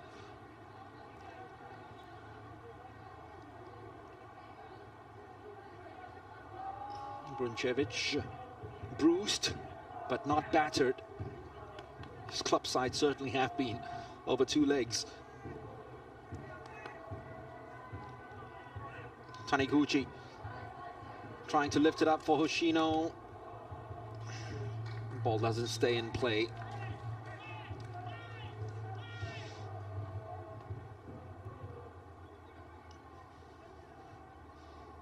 Did well to evade challenge, but there we go. He's getting his angles all wrong as we approach the final 16 minutes of this semi-finals. Mehmedovic can't add to the 2 goals that he scored over the weekend. Certainly looked more alive coming from the bench than he has from the starting 11. Wailun escapes one challenge, decides to go for goal. Oh, he hasn't scored since the 5th of May 2018, and maybe you can see why. For Wailun in his second spell at Balestier Khalsa. Decided nothing's at stake, might as well just take that shot on and perhaps break that long-standing duck, which has stood at 51 matches without a goal.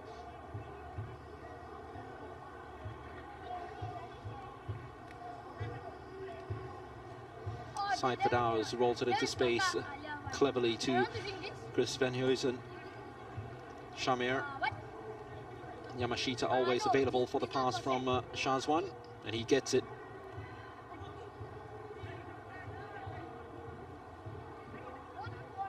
Zerudin Mehmedovic. Too strong down the line, offside anyway, Irwan Shah. 3-0 now, Balestier. Hougang leading Albrechts Nagata. Surely now there's no way back for Albrechts. What a moment this is for the Cheetahs. And finally, Tampines take out Kyoga Nakamura. Outstanding over the 2 legs. Ong Yuen, who himself put in a 5-star display on the first leg, created a goal as well for Yasser Hanapi with a superb threaded through pass. He takes the place of Nakamura, and he sees his former side, Albrechts Nagata, crash out on the same night too. Well, the avenues have opened up, and all roads certainly lead to Tampines defending their title. They're trying to be just the fourth side to defend the Singapore Cup after Home United, who did it in 2000 and 01. The SAF Warriors, who did it in 07 and 08. And of course Albirex, who won it 4 in a row from 2015 to 2018. The only time that they came closest to defending their title, of course, in the Singapore Cup was in 2005, when they finished second after winning in 2004. They made up for it by winning in 06. Those were the years where they were really dominant in the Singapore leagues.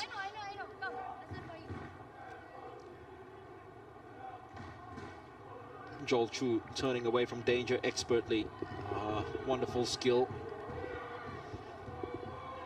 He's really gliding, isn't he, when he's got time on the ball like that. An opportunity for the shot at goal, straight at the goalkeeper in the end.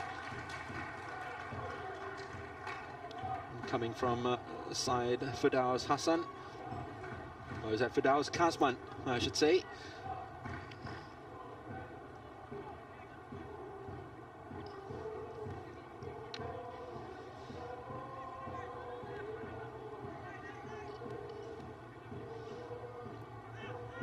Puvan Raj getting ready to come on now for Balestier.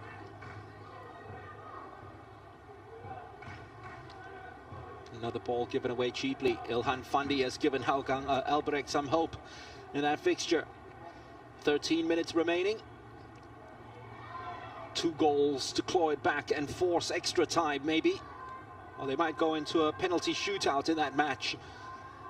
6-4 on aggregate. Hougang lead. Remember, Albirex were 3-1 up in that first leg. It's onside. Mehmetovic, he's rolled it right back to Ong Yuan. Taken away from him by Madu Mahana, who never gave up the chase. Balestier Khalsa Tigers. Number 4 has been replaced by number 22, Puvan Raj. So he takes the place of Delwinder Singh. Puvan Raj. Might see Gareth Lowe go back to that left full-back slot, a Ho Ai Lun there. And Puvan is a much more of a forward player who loves blitzing the wings. We have a very interesting game at Hougang. Albirex certainly have got the artillery to get right back into that fixture. As I was saying, they were 3-1 up in that first leg. Could have made it 4-2, missed a penalty. And then it was 3-all. And Hougang's turn now to take that 3-1 lead in the second leg. Albirex going to stage a comeback of their own.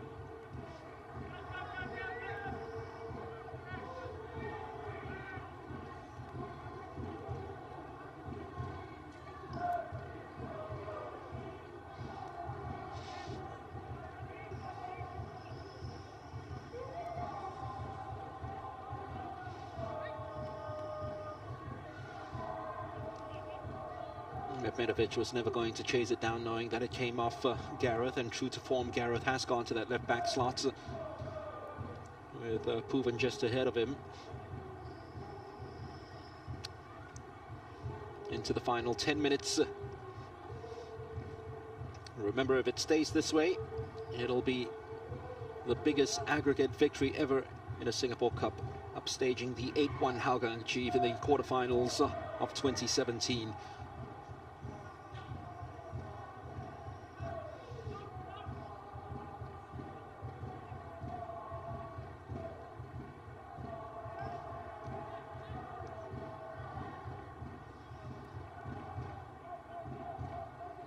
Yamashita just about got it back to Shazwan. Gucci slipped as he was trying to chase him down, so too Puvan. Shamir turned away from him easily. Mehmetovic just had enough on that header to get it out to Joel Chu. Here's Shamir. Joel just toying it away from his opponent, but Balestier somehow managed to get the ball back. Here's Hoshino. trying to spark something and trying to get the Tigers right back into life again. Ho Ai Lun into space. Darren Tay goes past one, feeds it into the space of another, and another chance missed. This time the substitute Bhuvan Raj. Did he beat the offside trap? Oh, this is very good work from Darren. It looked offside, that's for sure. Shazwan Buhari, give credit to him, spread eagle himself, made himself big, and that gigantic figure of the goalkeeper put off Bhuvan.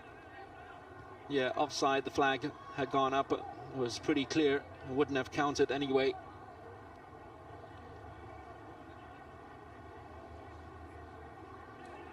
Loose pass. It's favor returned.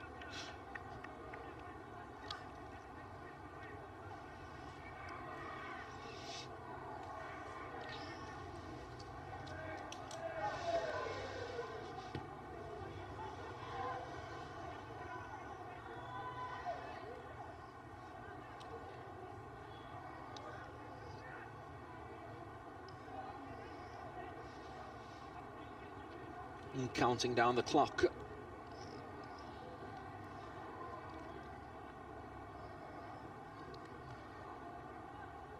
The defending champions couldn't have asked for more to get onto the stage where they can jealously keep that crown.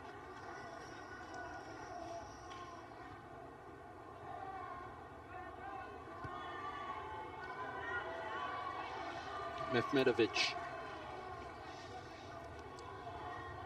exchanging passes with Joel. Just about got it to Ewan. Still enough fight and stamina in the body of Taniguchi to get that ball. It's a tired looking pass. Shamir took it away from Kuraba Kondo. Taniguchi refuses to give it up, especially after that penalty miss, trying to make up for it.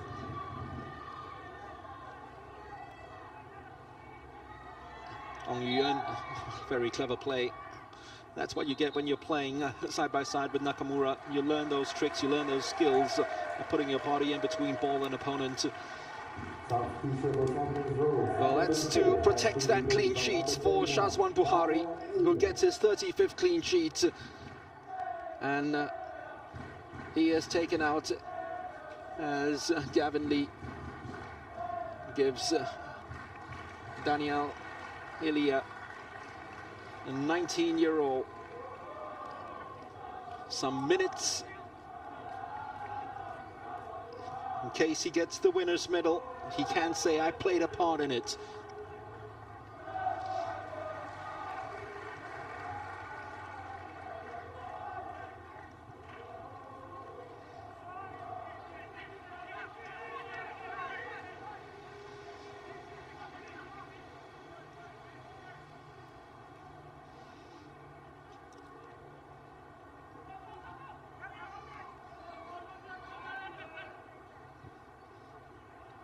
Wailun's pass intercepted by Shamir.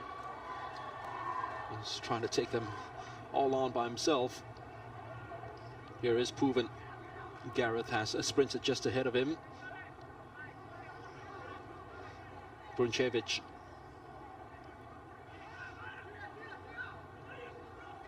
Oh, they might as well just put Bruncevic up front right now. Nothing to lose. Ty already out.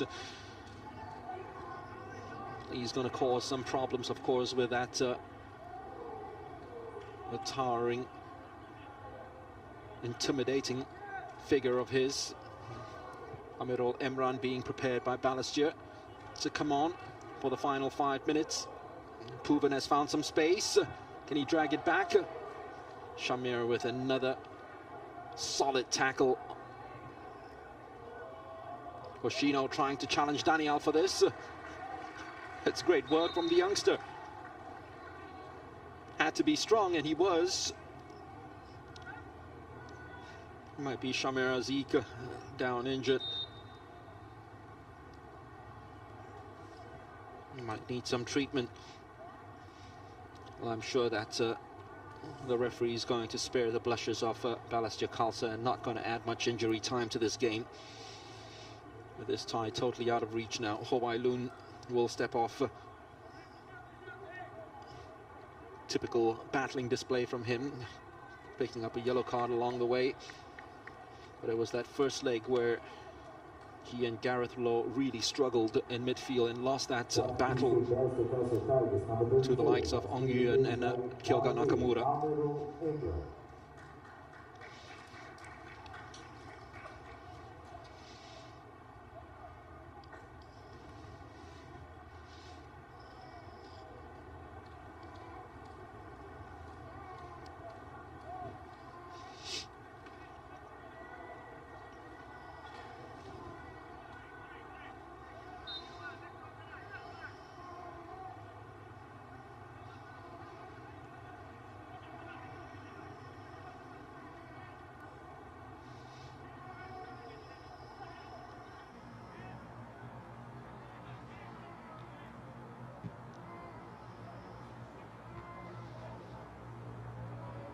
Taniguchi, second to the ball, as a lot of Balestier players have been throughout these two legs. Vidauers out to Joel Van Huysen. Vidauers available for the pass. So ball from Van Huysen wasn't the best, and Vidauers a little short in terms of his return pass as well. Yamashita's just got Hoshino in his pocket for such a long time over these two legs. When he finishes these two legs, he's got to return to the Balestier bus and remember to deposit Hoshino back into the Balestier changing room. Amirul, see what he was trying to do, but no accuracy in terms of the pass out to Darren Tay.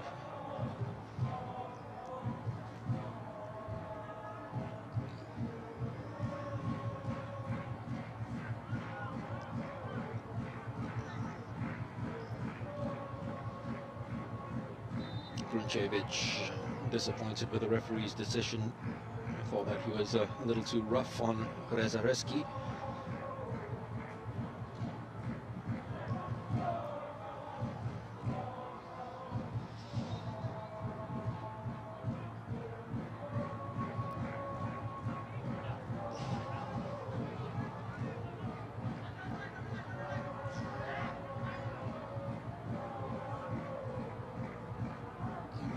Struggling to get at the end of it. Reza's pass just about reaching a teammate. There is a player available in the box right now in Vidauers. Well, the shot was on, but there were enough bodies in red and white back in the box.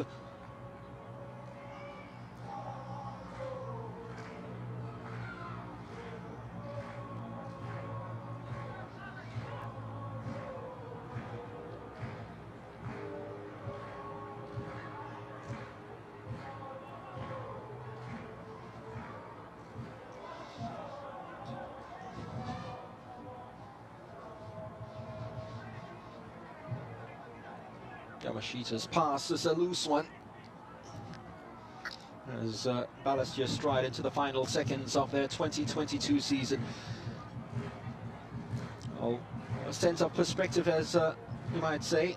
They weren't even expected to get out of that group, which featured Albirex, Lion City Sailors, the Young Lions. That's they did to get to the semi-finals, and perhaps that's just one bridge too far for them in this stage against a side that were touted as the informed side in Singapore, reaching the Singapore Cup.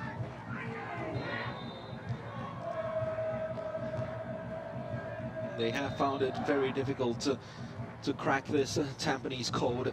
They just can't find the password whatsoever to get around that back line or the midfield over the two legs.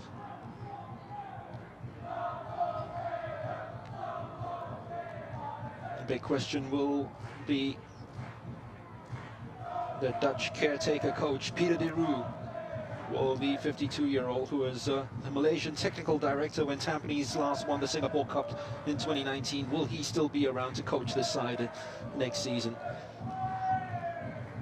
That is the main question. And if he is, how much of these players he's going to keep? Surely the three Japanese who scored 42 of their 54 goals this season, he'll be keeping them.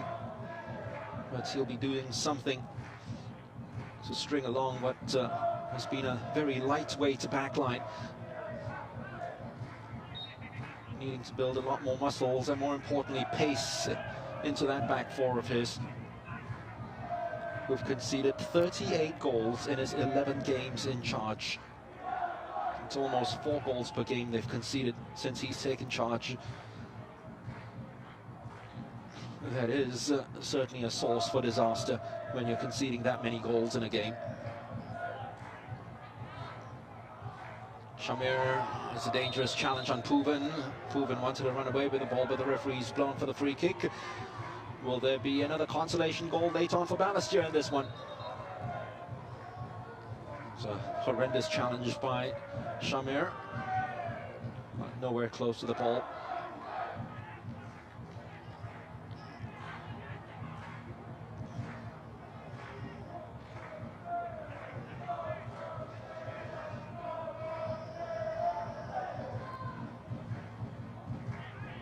So one final chance of the offing for the Tigers.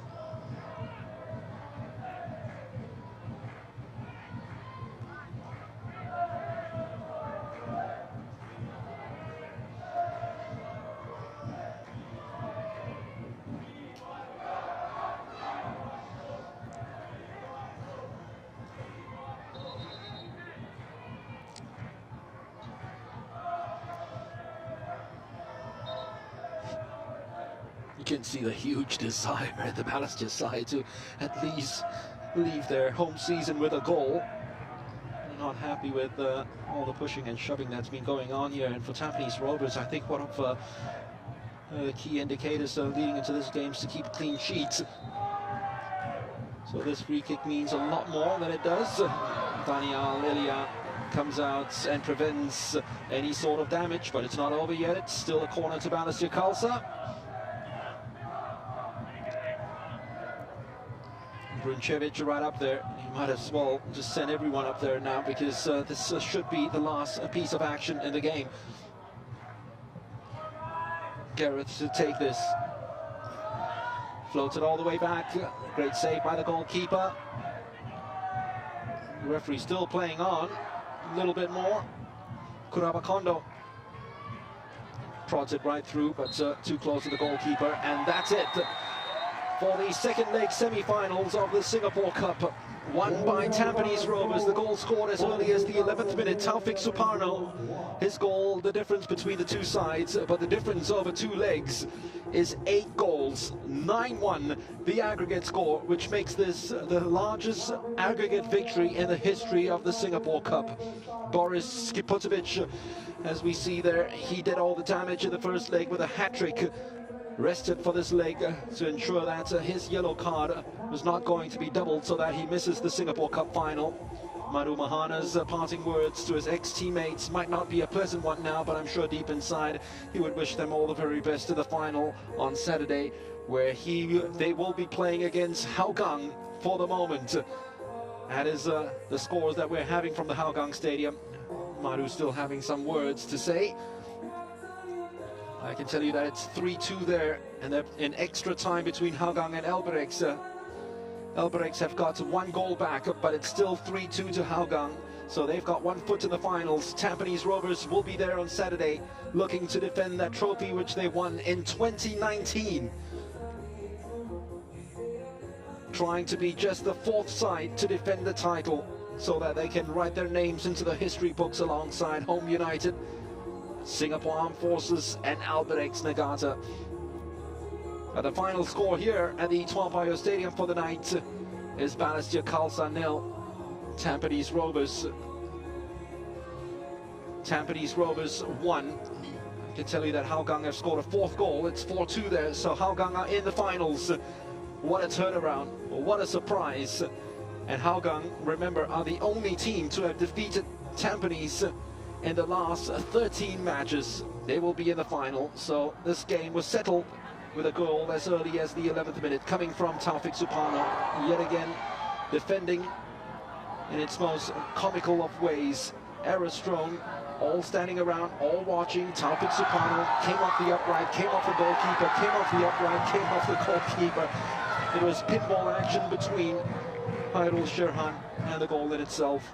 And that's in a lot of ways a microcosm of what we had throughout this match, where it was littered with mistakes and errors. The pitch didn't help either. Neither side had true control of the ball or of the game. And if anything, Tampines Rovers probably shaded it, especially with the power runs that they have at midfield and the confidence oozing through the side for this fantastic stretch of games that they've been having. They could have got 2 in as many minutes, just as they did in the first leg. This opportunity from Taufik Suparno, where he really should have made it 2-0. Should have gone into the back of the net, at least put it on target, forcing a save out of Hairul. He would be pretty pleased that he made himself big and protected its near post. But Taufik will know that was an opportunity, and he should have really taken full advantage of it to make it 2-0. Those were the highlights of the first 45 minutes. Another one coming the way this time of Erwan Shah, who hasn't scored in 1.5 years and probably can't get a better chance in that one. Staring Hairul Sherhan down. Once again, Hairul, as he did earlier on against Taufik Suparno, made himself really big and ensured that the near post was protected. Kuraba Kondo had Balestier's best chance of the first half. Even then, he really floated the ball and dribbled it into the arms of Shazwan Buhari. Challenge from Yamashita was very good as well. Just distracted him with that sliding tackle to ensure he didn't have a clear sight at goal. So we have a look at it again. It's just Yamashita kept him on side, and look at this sliding challenge. It comes in right now. Couldn't get the ball, but at least made Kuraba Kondo think twice, because the body had been opened up already. If that challenge hadn't come in, it was clearly a dink over the goalkeeper. Then Balestier came back in the opening minutes of the second half, trying to clinch a consolation. Taniguchi was really nothing falling his way and nothing going right for him over the 2 legs. Had that chance with Maru Mahana enterprising and moving forward and sending a very beautiful ball inside for him, but couldn't get that elusive touch. And then had a penalty himself, but before that, Hoshino came right forward through to goal, beat the goalkeeper. And how about this for a tackle from Irfan? Judged it perfectly. Had a very good game. And a wonderful 2 legs, you'd have to say, Irfan Najib. Just at the right time. Knew when Hoshino was about to pull the trigger. Nakamura, one of his rare mistakes in this game, gave the ball away and then gave the penalty away rather harshly. You could see it was Taniguchi almost leading onto him and then feeling any sort of contact falling down into the box. This was where it happened. There we go. He was leaning onto him. He was holding Nakamura's jersey, and Nakamura was also tugging it. But both were holding each other. And perhaps a sympathy decision from the referee, but the ball doesn't lie, as they say. Taniguchi's effort saved superbly by Shazwan Buhari, who keeps his 30-15 sheet for Tampines Rovers. And Puvan Raj came on and had an opportunity 9 minutes from the end, but was flagged for offside after some very good work by Darante, who was probably trying to find Ho Wai Lun. So Puvan Raj latched himself onto the ball. Ho Wai Lun looked very tired and beat out as he was taken out for the final 5 minutes. But he was spared of a missed opportunity with the offside decision going against him. So Tampines through to the final on a 9-1 aggregate. They will be the side big on confidence on Saturday in the 2022 Singapore Cup final. 6 shots to 5, 2 on target each. And those yellow cards were the story of the day in the second half, which got a little feisty. Well, they'll be facing against Hougang United, who came out 4-2 winners against Albirex Niigata. Remember, Albirex had a chance to go 4-2 up the last time these two sides met. Instead, Hougang came back to draw 3-3. And in this second leg at the Hougang Stadium, got off to a really good start with Shawal Amna scoring the first goal, 1-0 at halftime. That was Hougang, of course, up by 4 goals to 3 on aggregate. Shawal sparked the comeback with a couple of super balls to Sahil Suhaimi in the first leg. Beteluzzo side by side with him in this match, and he will profit with that partnership with Shawal Anwar, who is a striker in form and probably will be scaring their opponents, especially Yamashita, on Saturday's final. Well, in the second half, they came out really strong, and Beteluzzo started showing his way towards goal. Effort took a wicked deflection. That was for 2-0. Sahil Suhaimi, Shawal Anwar, Beteluzzo, well, they were enjoying their football, moving forward against an Albrecht side who never really got to grips with the pitch, and maybe feeling a little demoralized from the fact that they threw away a lead from the first leg. Made loads of errors in this match, Albrecht, as they chased a 3-0 deficit. Ilhan Fandi got them right back on track with some hope for it. That happened after 76 minutes with 14 minutes remaining. That urgency in the Singapore youngster to get the ball back to the halfway line tells you the full story of the desperation that was shown by the White Swans to clinch a double. And they thought they had an opportunity deep into extra time. Tadanari Lee scored another one.